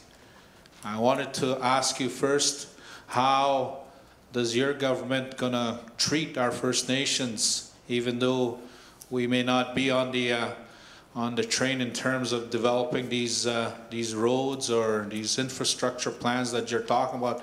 Because all we've been hearing is about economic development, economic prosperity in our region, and yet our First Nation is not, has not been contacted, has not been involved in terms of how our consent is going to be given to these projects. Yeah. It's very critical.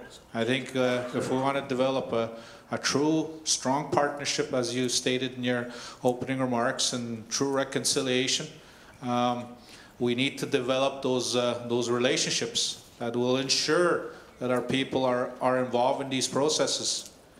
Back in 2014, we were one of the First Nation communities that signed on to the regional framework process with Matawa.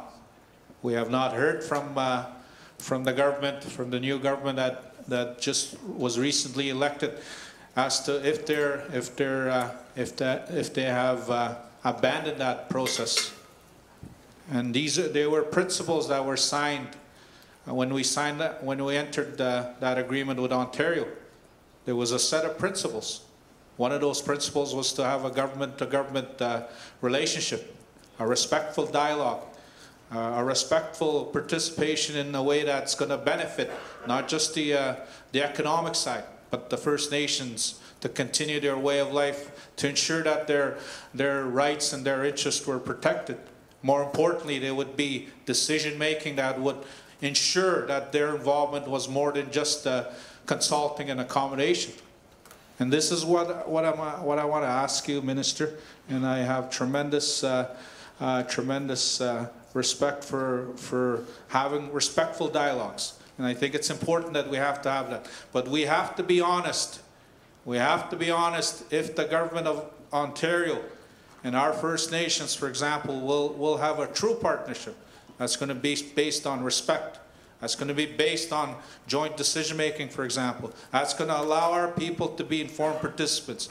That's not just going to be rolled over because it's for economic purposes. There's more to that when we're talking about our lands and resources. So I'm thankful for being given the opportunity. I have more issues that I wanted to raise you, but I think there is an opportunity here. There is an opportunity here for us to work on something that could truly be meaningful, that could truly be something that can allow not just your government, not just the Ontario citizens, but the First Nations to truly benefit, to truly have a say into what's going to happen on our lands. We're not opposed to develop it, but we want to do it right in a way that respects our rights, that respects our interests, that respects the jurisdiction of our people, that respects the ties that we have to our lands and resources. So miigwech, and thank you. Well, thank you, Chief Munoz, and I appreciate that that was a comment, but to the extent that I could honor your comments with a few remarks. You know, you mentioned the Ring of Fire. I mean, the Ring of Fire is giving me a ring of fire. The fact of the matter is that nothing has really happened there in a very long time. And I think that the more important exercise is to look at what is most pressing and substantial and meaningful to communities, for example, in that area. One of them may be focusing on a corridor for prosperity. So a road, instead of talking about a massive development. Not all the communities have consensus around that. I respect that and I appreciate that. And as we perform our review, for example, of the Regional Framework Agreement, we think that there are some important principles in there that have been gained. But they haven't served every community or all communities as well as they perhaps could have and should have. If there's that level of dissatisfaction and we're only a couple of months old as a government. When I talk about economic development, as I've often said, many of the economic development opportunities are around the legacy infrastructure pieces, like creating electrification corridors, hydro corridors, and perhaps roads, all-season roads to communities. And then it can be left up to a process between companies, between communities, individually or as groups, to decide on a specific resource project. And in that respect, then accounting for much of what you've said here today, which I respect and in many instances wouldn't disagree with you on. So I'd like to focus on the more practical and pragmatic exercise of looking at what kind of infrastructure the communities are looking at, both within their communities and the connectivity, especially around roads and energy corridors, that could then potentially serve other interests that represent a longer-term economic opportunity in the form of forestry operations or mining operations. But I don't think we're there yet, because we can't get to any of those locations. So we should probably be talking more substantially about what more immediate things some of the communities would consider more beneficial for them. And they are, like Frank had said, you know, a hydro corridor commitment, the east-west tie, for example, and a pivot to a broader network of all-season roads between isolated communities. So thank you for your comments. So just a quick supplementary, just a quick one. So on behalf of Niskandaga First Nation, what I wanted to just simply ask you is, do you respect the rights of our people? The ties, the positions that we have towards our lands, the way decisions have to be made. Do you respect that, or are you going to honor that? Yes or no? Well, I do respect them. I've spent a professional life respecting them, and we'll continue to move as full partners on any decisions that are made with respect to development in any way, shape, or form with the communities in any given region of the province. Okay, thank you. Safe travels. Microphone 2. Good afternoon, Minister Rickford. Pleased to meet you in person. We talked on the phone a few days ago with the Attorney General and about the cannabis file. Yeah. We'll have our own meeting in person on that subject. It's a high priority. Yes. Okay, lighten up, folks. Yeah. Everyone here knows that. We're going to do a joint conference on this very soon. We'd like to roll up all of the items together and see how we can do. About the accommodation of economic rights. I know it's probably not directly your responsibility, but you're one of the voices at the cabinet table, and I think you can tell your colleagues at the cabinet table what they should be addressing. I'll just do a quick point forms, and Sean, congratulations on your appointment. What happened to Deborah? Is she still there, or is she someplace else? Deb's not going anywhere. She makes that perfectly clear to us, even on her leave right now. But she's a great person, and she's just out for a bit. And I'm glad to hear about your commitment to roads. But the Ontario government's road subsidy that goes to First Nations communities has been stagnant and flatlined since 1996. We have a high volume of traffic in southeastern Ontario stemming from the tourism that you promote and fund. The other communities benefit from the tourism industry. We have all the cost of repairing our roads with you know, a subsidy of about $100,000 a year from the province of Ontario, which is why our roads you know, are often in need of a lot of repairs. So if there's something that you can do to address something that's you know, 30 years old, the policy needs to be updated to reflect modern costs. Ontario region has 54% of the boil water advisories in Canada, which is a significant health risk for our First Nations communities. Other previous ministers have recognized the need to make improvements in safe drinking water, because that water didn't get just polluted by the people in our reserve. It was often like the dumps that you licensed to expand that impacted our communities. The agricultural policies that you permitted agricultural runoff into the rivers and streams, into the goody wells that affect our community. So the province has contributed to the pollution that's in the First Nations affecting the groundwater. And so I want to know if your government will work with the federal government to provide some capital money to build water lines. These are urgent needs to our communities. Many of our people work off the reserve. They pay federal and provincial taxes, but don't see any benefit coming back to it. Oh, well, you're a federal district, you know, you're a federal matter, don't come here, is what has been happening with a lot of the provincial governments. So I want to know if your government is prepared to commit some capital money to improve drinking water on First Nations reserves. And policing, the federal government is committed to providing 110 officers and to build better police services. I mean, some police stations a few years ago still had, you know, officers had to share a bedroom. You know, they had slop pails. They didn't even have running water in these police stations. I mean, those kinds of, and Ontario is responsible for policing. We can't seem to get an answer whether or not the Ontario government is going to put their 48% share in. I've sent Alana Jones a couple of emails only to say they're briefing the executive. So has the cabinet been briefed? And I guess if so, has the cabinet made a decision if they're going to provide the 48% share for additional police officers that are so urgently needed in our communities? And I guess we just need the short list of what rights does the Ford government recognize the Aboriginal rights. So we've had oftentimes conflict about, you know, hunting and fishing with the MNR, even though we've had these cultural practices for thousands of years, and the tax exemption right that was promised by treaty commissioners, and actually, in our case, an order in the federal order in council by the federal government in 1894. And so it's the implementation of these rights that have been long-standing, often the subject of charges and court appearances and legal disputes and protests. So it's time, I think, we need to be clear about what rights is that the government does recognize that is understood by the people in our communities. Okay, so I think we got four pretty big questions there. Some of it's money and some of it's recognition of rights. Yeah, sure. I'll wrap it all up. And I know that we've agreed to have a political discussion with your community, so perhaps we can talk about some of those for the benefit of other people that have questions here today.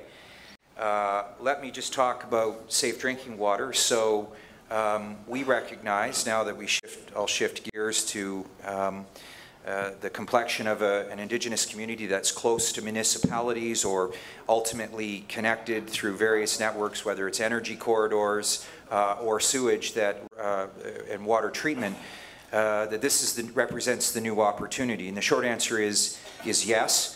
I've demonstrated an ability to understand that problem, that opportunity thoroughly in my own work up in Kenora. The shelf life of many of our on-reserve water treatment plants was dramatically shortened by training levels and certifications that simply didn't match up to the facility that was there. And so we invested in the certifications, and now we're pleased to see the federal government make some moves on this, although we still believe it's insufficient. But there are examples of water and wastewater infrastructure that we're reviewing right now that will tie in when and where communities, Indigenous and municipalities, see a net and mutual benefit for it. With respect to policing, just very quickly, I had spoken to Julian Faulkner outside. Briefly, he was inquiring about another police agreement, and we're doing our reviews of those agreements as we speak, and we'll have more to say about that in the not too distant future. Sir, is the 48% share for the 110 officers? Yeah. And the 48% share of new police stations that have to be built on First Nations reserves. We understand and appreciate what level of commitment is required for those policing and what our responsibility is in it. Okay. All right. Okay. Did I get? And I guess the other thing, the shoe sometimes is on the other foot. In our case, we have a water treatment plant. We're building a water tower and a water line near the village of Shannonville. Half of the village is on the reserve and half of it isn't. So it's the non-native part of the village that would be tying into our system. And so we've asked for a meeting with the Minister of Infrastructure to see if Ontario will contribute to a share of the water line as well as a gas line there. We can't seem to get a meeting or an answer. Okay, well, I'll take it to Monty. He's a great guy. I wouldn't, you know, invest too much. We've been in government for a couple of months Yeah, here. We understand that there's been a line-by-line review of everything, but we do need to get moving with these projects. We'd like to get an answer from the Ontario government. I'll certainly raise it to him Todd Smith, tomorrow. the Deputy Premier, is our neighbor. He knows us well. And he does. Yeah, thank you. All right, appreciate it. Thank you. Microphone 3. Good evening, Minister Rickford and ADM Baptiste. Thank you for being here with us. Kind of losing my train of thought here. The line is long. But I'm trying to listen to what you are saying and bringing forth. But one of the things that you mentioned, you kept talking about your girls, your daughters, your family. And I think that's the most important piece of everyone's life, our lives, is the fact that we have families. So I would just like to come from that perspective as I stand before you tonight. The importance of what we stand for as First Nations in the remote Ontario. I also realize that you talk a lot about prosperity. I don't know how many times you use that word in a span of a few minutes. So I know, and what I've read and followed up and try to follow up because I can't get to meet with you of requested meetings. I haven't heard zilch from you, but it seems to me that you're very project driven, same as the Premier. And I'm just kind of trying to, you know, put in my mind, okay, where does this minister stand? I hear that you are talking about some tribal councils that are pro-development, you know, just economic driven, and versus some communities that are not as pro-driven. But you have to realize where we live, who we stand for, and the many diverse positions of people. And I represent diverse positions in my community.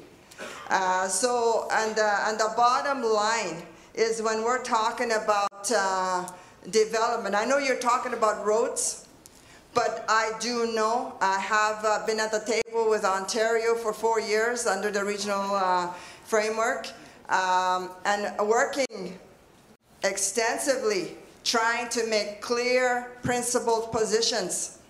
That is really important to myself as a leader and representing the positions of the people I represent. And the most I hear is concerns about the land.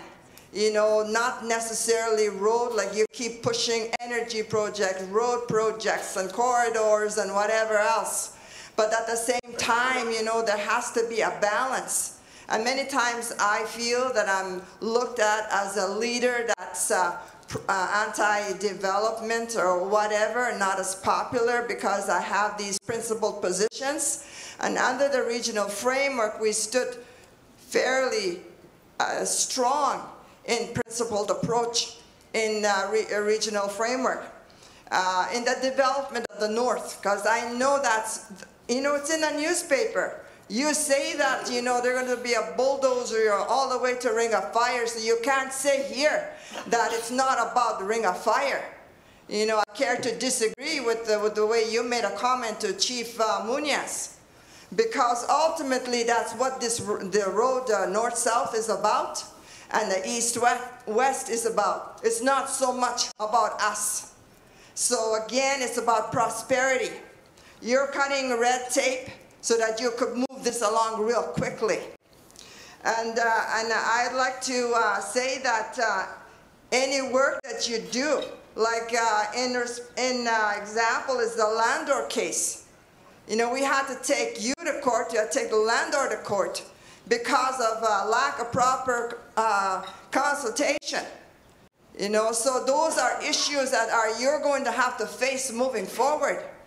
And I think it's something that you have to really think about when you talk about friendship, relationship, and building those. You know, how can you move forward in the North if you don't have established those relationships? And it has to be a balanced approach. And I don't think Yamatung has ever said no to development. We said a balanced, joint decision making, because it's going to forever change the landscape of where we're from. So again, Minister, I'm asking, when will you meet with Yamatung? I have written to you, and as well as the Matawa chiefs have written to you. I seem to hear that you have met with a whole host of other nations. You know, they said because 2 nations decided to build roads, that you leave the rest of us out of the equation. I don't think that's fair. Again, it has to be joint decision making, and it must be balanced. Thank you very much.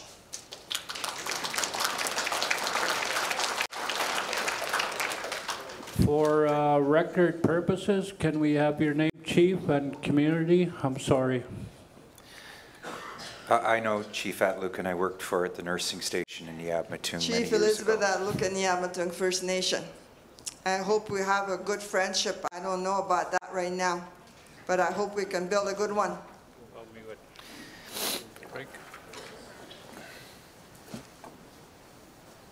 Did you want me to respond? Yeah, you're going to respond? Again, Chief Atlukan, I don't think I have a whole lot of disagreement with what some of your comments were, and I'm happy to meet with you in fairly short order. We were hoping to reach out and make a visit. There are some other projects that are distinctly local to your community that I think, in fairness, you would be a plan from what I understand in our ministry. So I look forward to that opportunity. But again, you know, I'm not going to apologize for the enthusiasm that our Premier and this government has for creating opportunities in the North, and having spent a couple years of my life living in your community and many others in have much different views from others, both within tribal councils and as a region. My job is, in the capacity as a minister, is to strike a balance in those interests and find a way to meet the expectations of a province and of a region, and then within that region, the distinctly different paths that communities might choose or understand where that goes and how the province of Ontario fits into that. So, thank you. Microphone 3. Good afternoon. Chief Elaine Johnson, Serpent River First Nation. I heard you say, you know, some good words, but my observation, and I heard the previous speaker, is that if you really want to talk about reconciliation and commitment, then it has to be more than just words. It has to be actions. And I've noted, and I've said this in the Assembly, is that the Conservative government has not had good relationships with First Nations, nationally and in Ontario. And I know that with previous governments, with the NDP government, when they were in power, they had a relationship agreement with First Nations. The Liberal government had a political accord. And under Mike Harris, he scrapped all those, and there was no relationship with First Nations. Like, you're saying all the nice things, but I'm challenging you, Minister, and your cabinet to really talk about what is this relationship on reconciliation going to be, and what is your political statement going to be in working with First Nations in Ontario? I heard you talk a lot about the North. I'm considered in Central Ontario. And so I haven't heard you say anything that really meets my needs and my First Nation. And I'm just going to bring up an issue that was brought to my attention today, and it was in regards to a letter that was sent to the Association of Municipalities of Ontario by Finance Minister Vic Fedeli, that it says 15 million will first be split amongst the province's municipalities at the start of the new year, with funding allocated on a per household basis, and all communities receiving at least $5,000 for cannabis. An additional 15 million will then go to municipalities that agree to host cannabis retail stores within their boundaries. And further, that the province will set aside an additional 10 million as a contingency fund. So where are the First Nations in any of this? I don't see anything, no commitment. There was no consultation by the federal and provincial government in regards to cannabis. And so I don't see any announcements in regards to, when you talk about prosperity and economic development, where are the First Nations in this? And so this is what I'm challenging you in regards to, if you're going to really talk about prosperity and economic development with First Nations, then where are the announcements with us? Where are you going to work with us? And where are your political statements as cabinet? Because I can tell you, just like the previous speaker, it's not just your department, but trying to get a meeting with any minister within your cabinet is difficult. We've sent letters in regards to our treaty in Robinson-Huron 1850 treaty. We've got no response. We sent letters to your Minister of Health. We've got no response. So your cabinet and your government has not been proactive in regards to meeting with our First Nations. So I just need to state that, because I'm hearing all these great, wonderful things coming out of you, but I'm not seeing the action. Miigwech. Well, thank you. I'll make a couple of comments. First of all, we're a very new government, and we've been moving at a very fast pace. I have spent a considerable amount of time with Indigenous communities in my capacity as the Minister of Indigenous Affairs. There are 133 representatives here. That lets you know the scope of communities that we're dealing with and the diversity. You mentioned cannabis. We just heard from a chief who we had a teleconference with, who has some distinct issues and opportunities tied to cannabis regulation with respect to the Indigenous communities themselves, the actual community. We have letters from other Indigenous leaders who flat out do not accept or will tolerate cannabis coming in to their communities. I want to remind you, Chief, respectfully, that we actually have common ground on this. This was something that was put on us by the federal government. We took power in June 7th, and in a very short order of a couple of months, been working through some very complicated prospects, public safety concerns in schools, in municipalities, in Indigenous communities, a timeline simply that was unacceptable and generally agreed to by municipal, provincial, and Indigenous leaders across the country. I think you would have to concede that respectfully. So we're doing the best we can within that framework to advance laws that keep children safe, that keep and guard public safety principles that are not just confined to municipalities and their schools, but also respect the jurisdictions of Indigenous communities, and I would say again, the diversity of opinions and positions, both politically and legal, with respect to cannabis.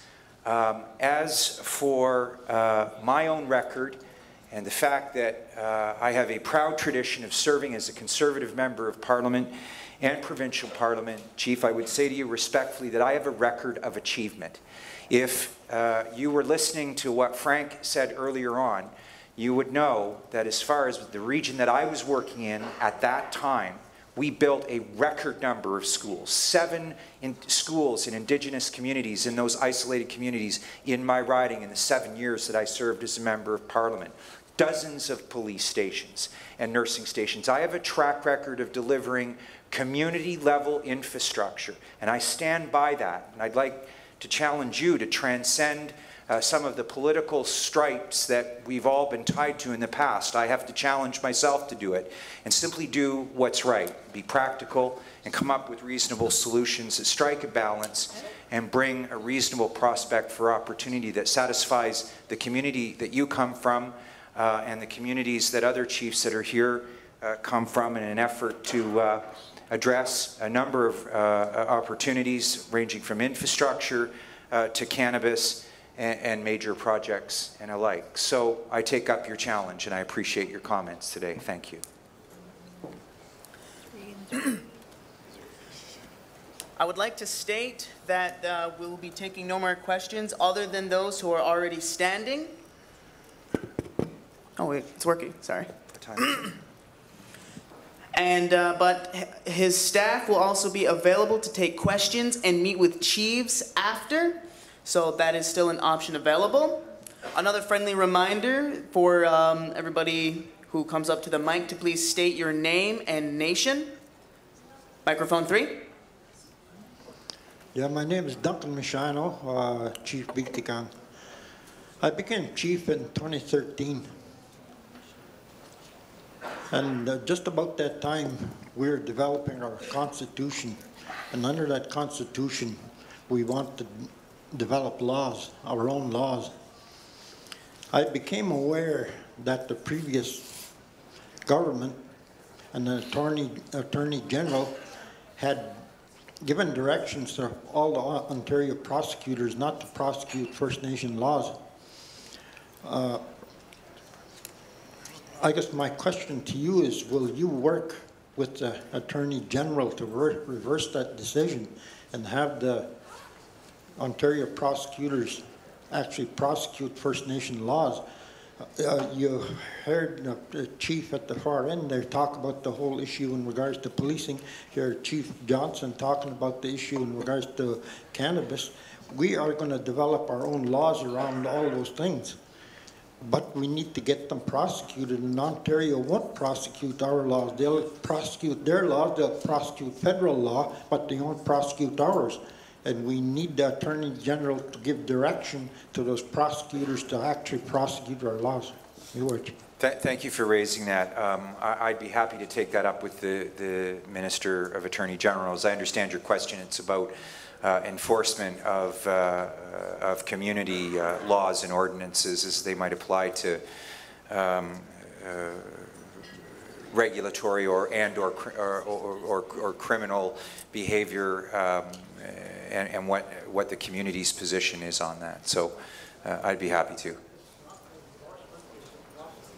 The prosecution, okay. Microphone 3. Bonjour, Wapshke Makanaki Kway Indigenous Cause, Bijou du Tem, Dolls Donji, member of Treaty 3, Anishinaabe Nation. I say me watch to the chief behind me for letting me go ahead of him. But I just want to just say hello again, Minister Rickford, and congratulations to Sean. I don't know if that's a curse or I don't know, however you're looking at it, I don't know. But just want to acknowledge that, and also want to acknowledge the territory that we're on. Oh geez, Chief Lorraine Comanes from Dolls, that's my English name. Minister, I'm going to say about a year ago, we worked really hard with Treaty 3 and some of your government, or the previous government, on a resource revenue sharing agreement. And we did get one signed in the 11th hour. And so we just want to remind you of the significance of signing that agreement and the ceremonies that we had undertook with our Ogichita within the nation and the work that we really put into it. So just a friendly reminder that we haven't forgotten. Our intention is to really get into some active negotiations with numbers regarding, what's in the agreement. I mean, it's like we said in Treaty 3, we talked about it, you know, we went through ceremony with it, we did everything under our protocols that we know how to support these agreements. And when we do that in Treaty 3, we don't fail. So our expectation is to sit down with who we need to sit down with in the next few months and really hammer this out. Because we do expect to see a return, a real return, which we negotiated on our resources in Treaty 3, come back to the nation the way that it should. And we signed this in good faith, so we're here also reminding you in good faith that we're going to be coming. And, or you just come up to the territory and we'll feed you. I know, but just stay over there a little bit longer. And we'll feed you and we'll hash this out together. So that's all I just want to remind you, because we ain't going to get off of you until it's a done deal and we start seeing those resources. We actually start seeing the cash coming back to where it should be in real resource revenue sharing. Yeah. Not these, you know, not anything else other than we said what we were going to do. And that's sacred and done by ceremony. So we'll see you soon. Well, thank you for that. Just two quick points. I think where we're at with that particular agreement, it's very specific and technical, and my understanding is that there's still some things at the Treaty 3 level that have to be sorted out amongst how those resources within your communities are to be dispersed. That isn't necessarily something that the province would be involved in. We're hoping that you guys will sort that part of it out. But resource revenue sharing, we're fully committed to. I've signaled that to you before. There are a number of communities in here, and there are a number of municipalities, if you'll permit me just to say, especially in Northern Ontario, who derive absolutely no benefits from the resources that are developed in their area, and we are going to endeavor to change that. So, thank you. Microphone 2. Good afternoon. Grand Chief Solomon behind me, gentlemen, letting me go first. Good afternoon, Minister. My name is Patricia Ferries. I'm from the Moose Cree First Nation in the south part of James Bay on the northeastern side of Nan. I've been a chief there since 2016. And one of the things that's very close and dear to my efforts in leading my people, always looking out for 7 generations. One of the things that the previous Liberal government did was put a permit on hold, and it was for the niobium company that wants to develop a mine in my territory, very close to the North French watershed. Our last drinking water, Minister. No more clean water after that. So I want to ask you, I want to challenge you, I want to work with you to protect my North French watershed. Of 17%. Let's use that 17% as part of mine. I'd like to invite discussions in that regard. I think that's an opportunity to create partnerships. There is development in the southern part of my territory. We have OPG, large-scale hydroelectric development, and then large-scale gold development in my territory. And we've been impacted by the one up north in De Beers. So I really echo what Chief Munias and Chief Atlukin from the Nan territory have brought out their concerns. So I just really want to, it comes to really developing what you said as honoring your space, honoring my Cree space for my 7 generations. You know, this is a very dear file to me. I have so many files, but this is the one that, for me, I think that we could work together and protect this area and protect the North watershed for my 7 generations, but also for yours, for Ontario's kids. So I just want to invite discussions around that. I will leave you a card. I'd love to meet with you. I know you have staff following. So I just want to make that comment and point. Thank you. Sure, I'd be happy to follow up on that particular permit. I would have to get briefed up on it, but we want it to remain on hold forever. Right, okay. And with respect to climate change goals. We will be rolling out our plan once we understand that our discussions and consultations, which will include Indigenous communities, we feel like we have an honest prospect of meeting our targets, Ontario's targets. I won't carry the load for Canada. I don't currently understand how they hope to achieve theirs as a country. I'm no longer a federal politician, so I'll stay out of their business. So They're getting close. Yeah. There's been a lot of momentum in work, so. yeah, well, I might not entirely agree, but fair enough. Very well. Okay. Microphone 3. Thank you. 3? Oh. 3. Good evening, Minister. Chief Allen, Constance Lake First Nation. I just have a few concerns. The government's been forgetting about their processes to consult with the First Nations. Have forest management plans that are happening right now within my traditional territory, and we're not being properly consulted, properly engaged, not being meaningful partners. I have PPAs that are running out in my community on biomass projects, and still there's no consultation that has been done with the First Nation.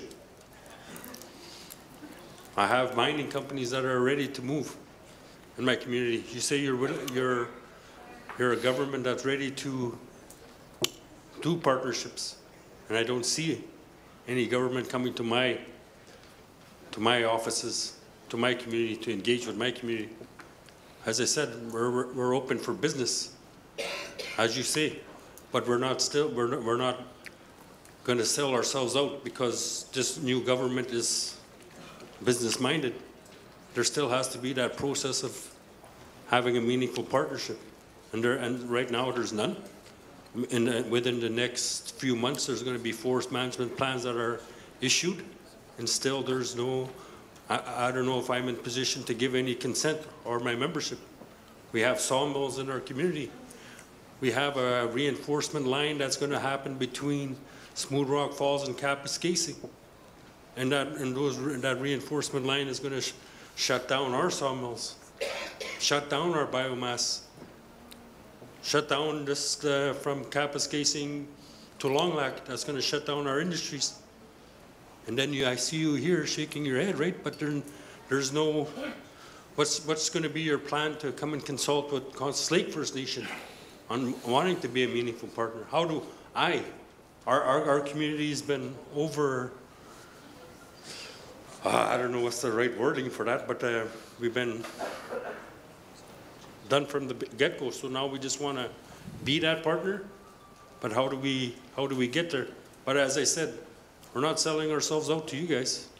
If you're that government that wants to do business, then how do we go forward with that?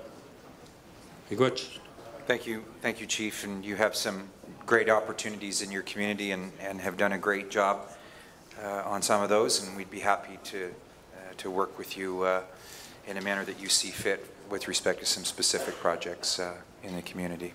Thank you.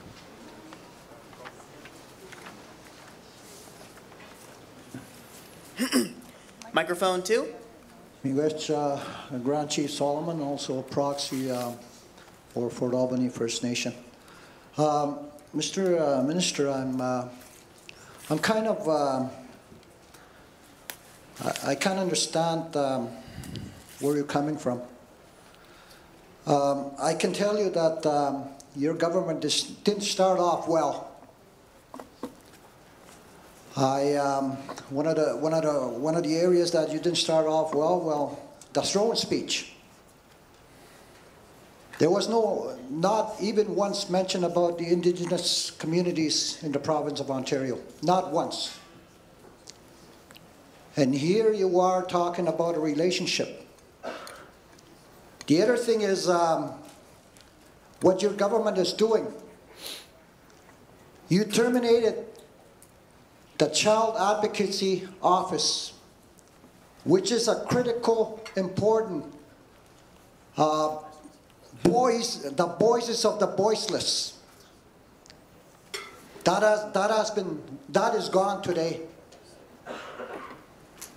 The young people, the voices of the young people was dismantled.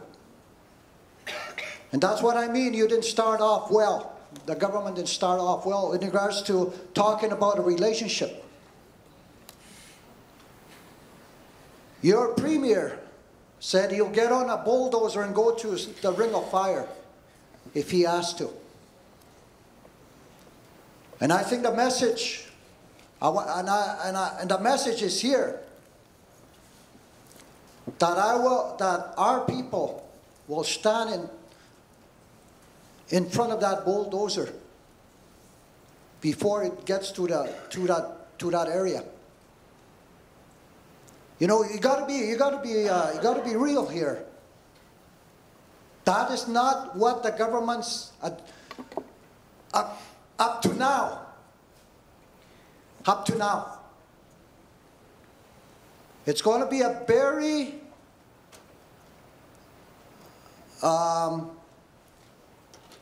stressed relationship if that's the road that your government wants to go for the next 4 years. It's going to be stressed. And I'm very disappointed that, you know, especially this child welfare, because the kids that are dying under care, they died under care. But yet, the voice of that kid is no longer there. The parents. I'm very sad about it. There's a lot of negative response, not only from the indigenous communities all across this province, of what your government did to shave off a few $1 million at the cost of our children. That's shameful, very shameful. I just had to get up because nobody is bringing that issue up. But I wanted to bring that out. But I want to remind you, Minister, we have yet to meet. But I'm hoping to meet with you in the very near future, because the communities under the Mushkegowuk have an MOU with the province of Ontario on a treaty roundtable. We have to have a meeting in the very near future in regards to the future of that table, if your government is going to honor that process or not. Kichimigas, thank you for being here. Kichimigas, thank you. Well, thank you, and I look forward to that meeting. Just a comment on the child advocacy. To clarify, the proposed legislation, if passed, will mean the authority to investigate services provided to children and youth by children's aid societies and residential licensees will continue. And the entire staff of those offices will similarly continue. There will also be expanded powers to investigate all services provided to children and young persons by children's aids societies and residential licensees. The Ombudsman Office has rather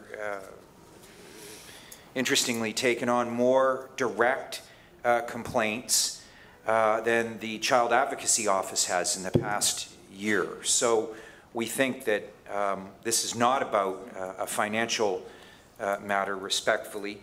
The proposal would permit the Ombudsman Office to continue any and all current investigations undertaken by the advocate, and in fact have a broader mandate and authority as an independent officer. Thank you. Microphone 2. Bonjour. Brian Perro, Chief of Couchiching First Nation. Sagachue Indigo Bijou Totem. Minister Rickford, It's good to see you. And Sean. Are you sure? And Sean, congratulations.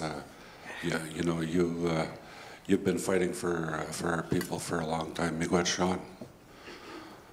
But Minister Rickford, you know, I was fine sitting there listening.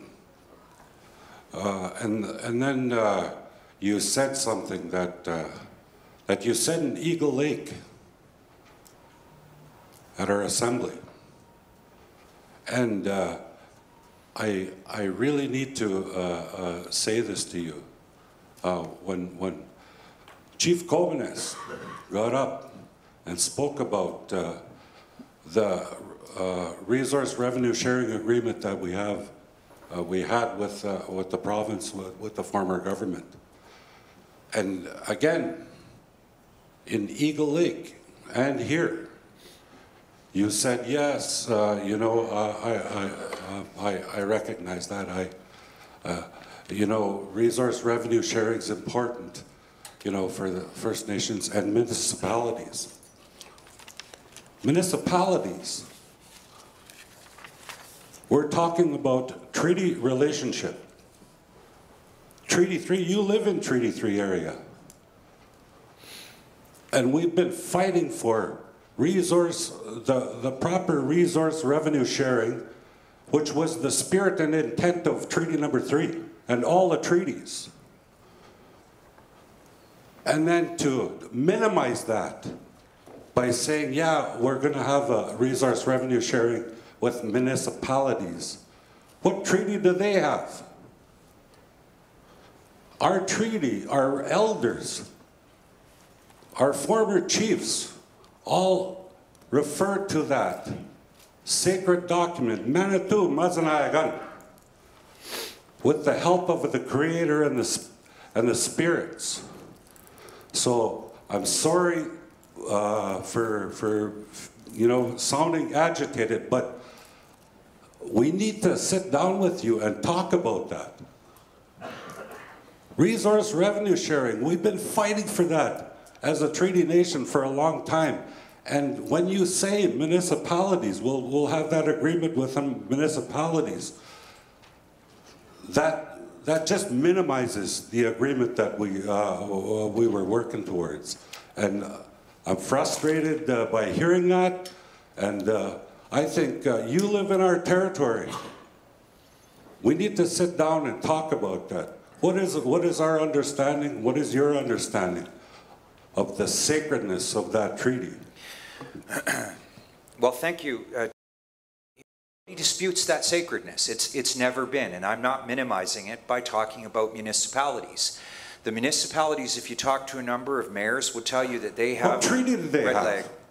Well, for us, this, if you could just let me finish, the treaty agreements for resource revenue sharing look markedly different than the ones the kinds of agreements that we would enter into with municipalities, because they're not under treaties. But there are a number of small towns and cities in Northern Ontario who don't benefit from, for example, a major mine that's working in their operations, trucks driving up and down those roads, breaking them down, and they don't get any of the revenue that's generated from that. The province does. So we're only looking at this from the scale of what a town or a city takes in its hits to its infrastructure when a major gold mine, for example, is there. The treaty resource revenue sharing agreements are markedly different because of the sacredness of them and because of their construct. And I don't think that's ever been in dispute, respectfully. We need to sit down and have that dialogue. But in the same thing, you said it the same way in Eagle Lake.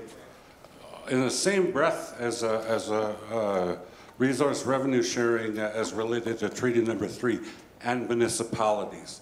So I just caution you, you know, those agreements with municipalities are in fact going to be different. I agree with you. Yeah. But they shouldn't be lumped in with finally getting somewhere with the fight we've been putting up for decades about resource revenue sharing. Miigwech. There are no way intended to to minimize the resource revenue sharing agreements that are under treaty. Thank you.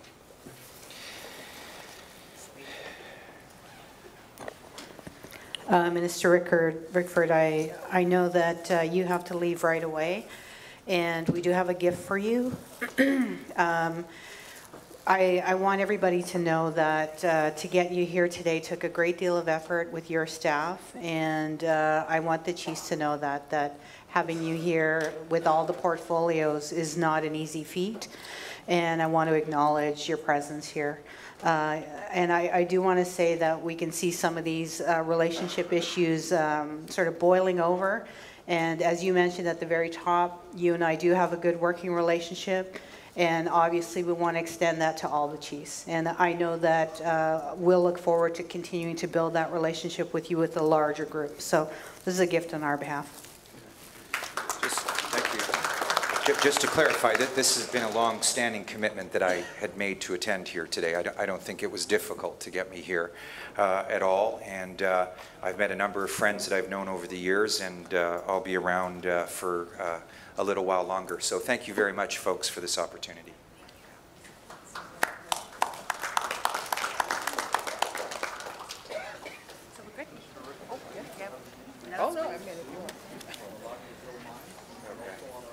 So I want to say to the chiefs in assembly that I want to say miigwech for all that you have done here today, that we acknowledge your work, we acknowledge the drum, and we acknowledge that we didn't we got as far as we could, maybe more than we thought, and we still have great work to do tomorrow. So as close and as clearly to 8:30 as we can, it will be just absolutely wonderful. We have a number of resolutions and a couple of presentations and a working lunch. And my apology to the drummers that we didn't get around to having that father and son drumming song. So miigwech.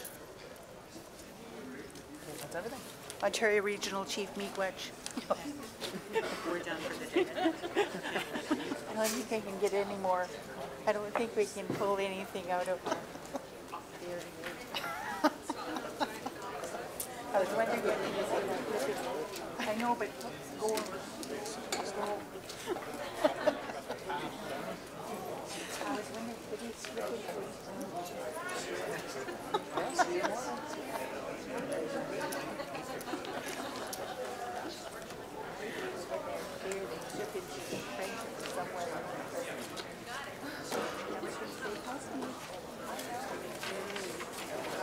Okay, we're good. If that's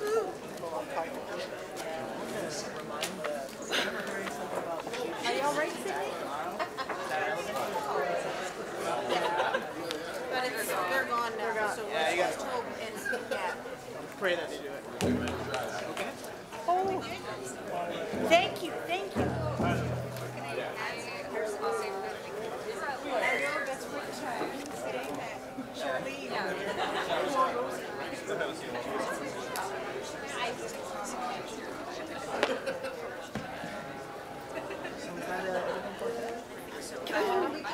Happy birthday. Thank you very much.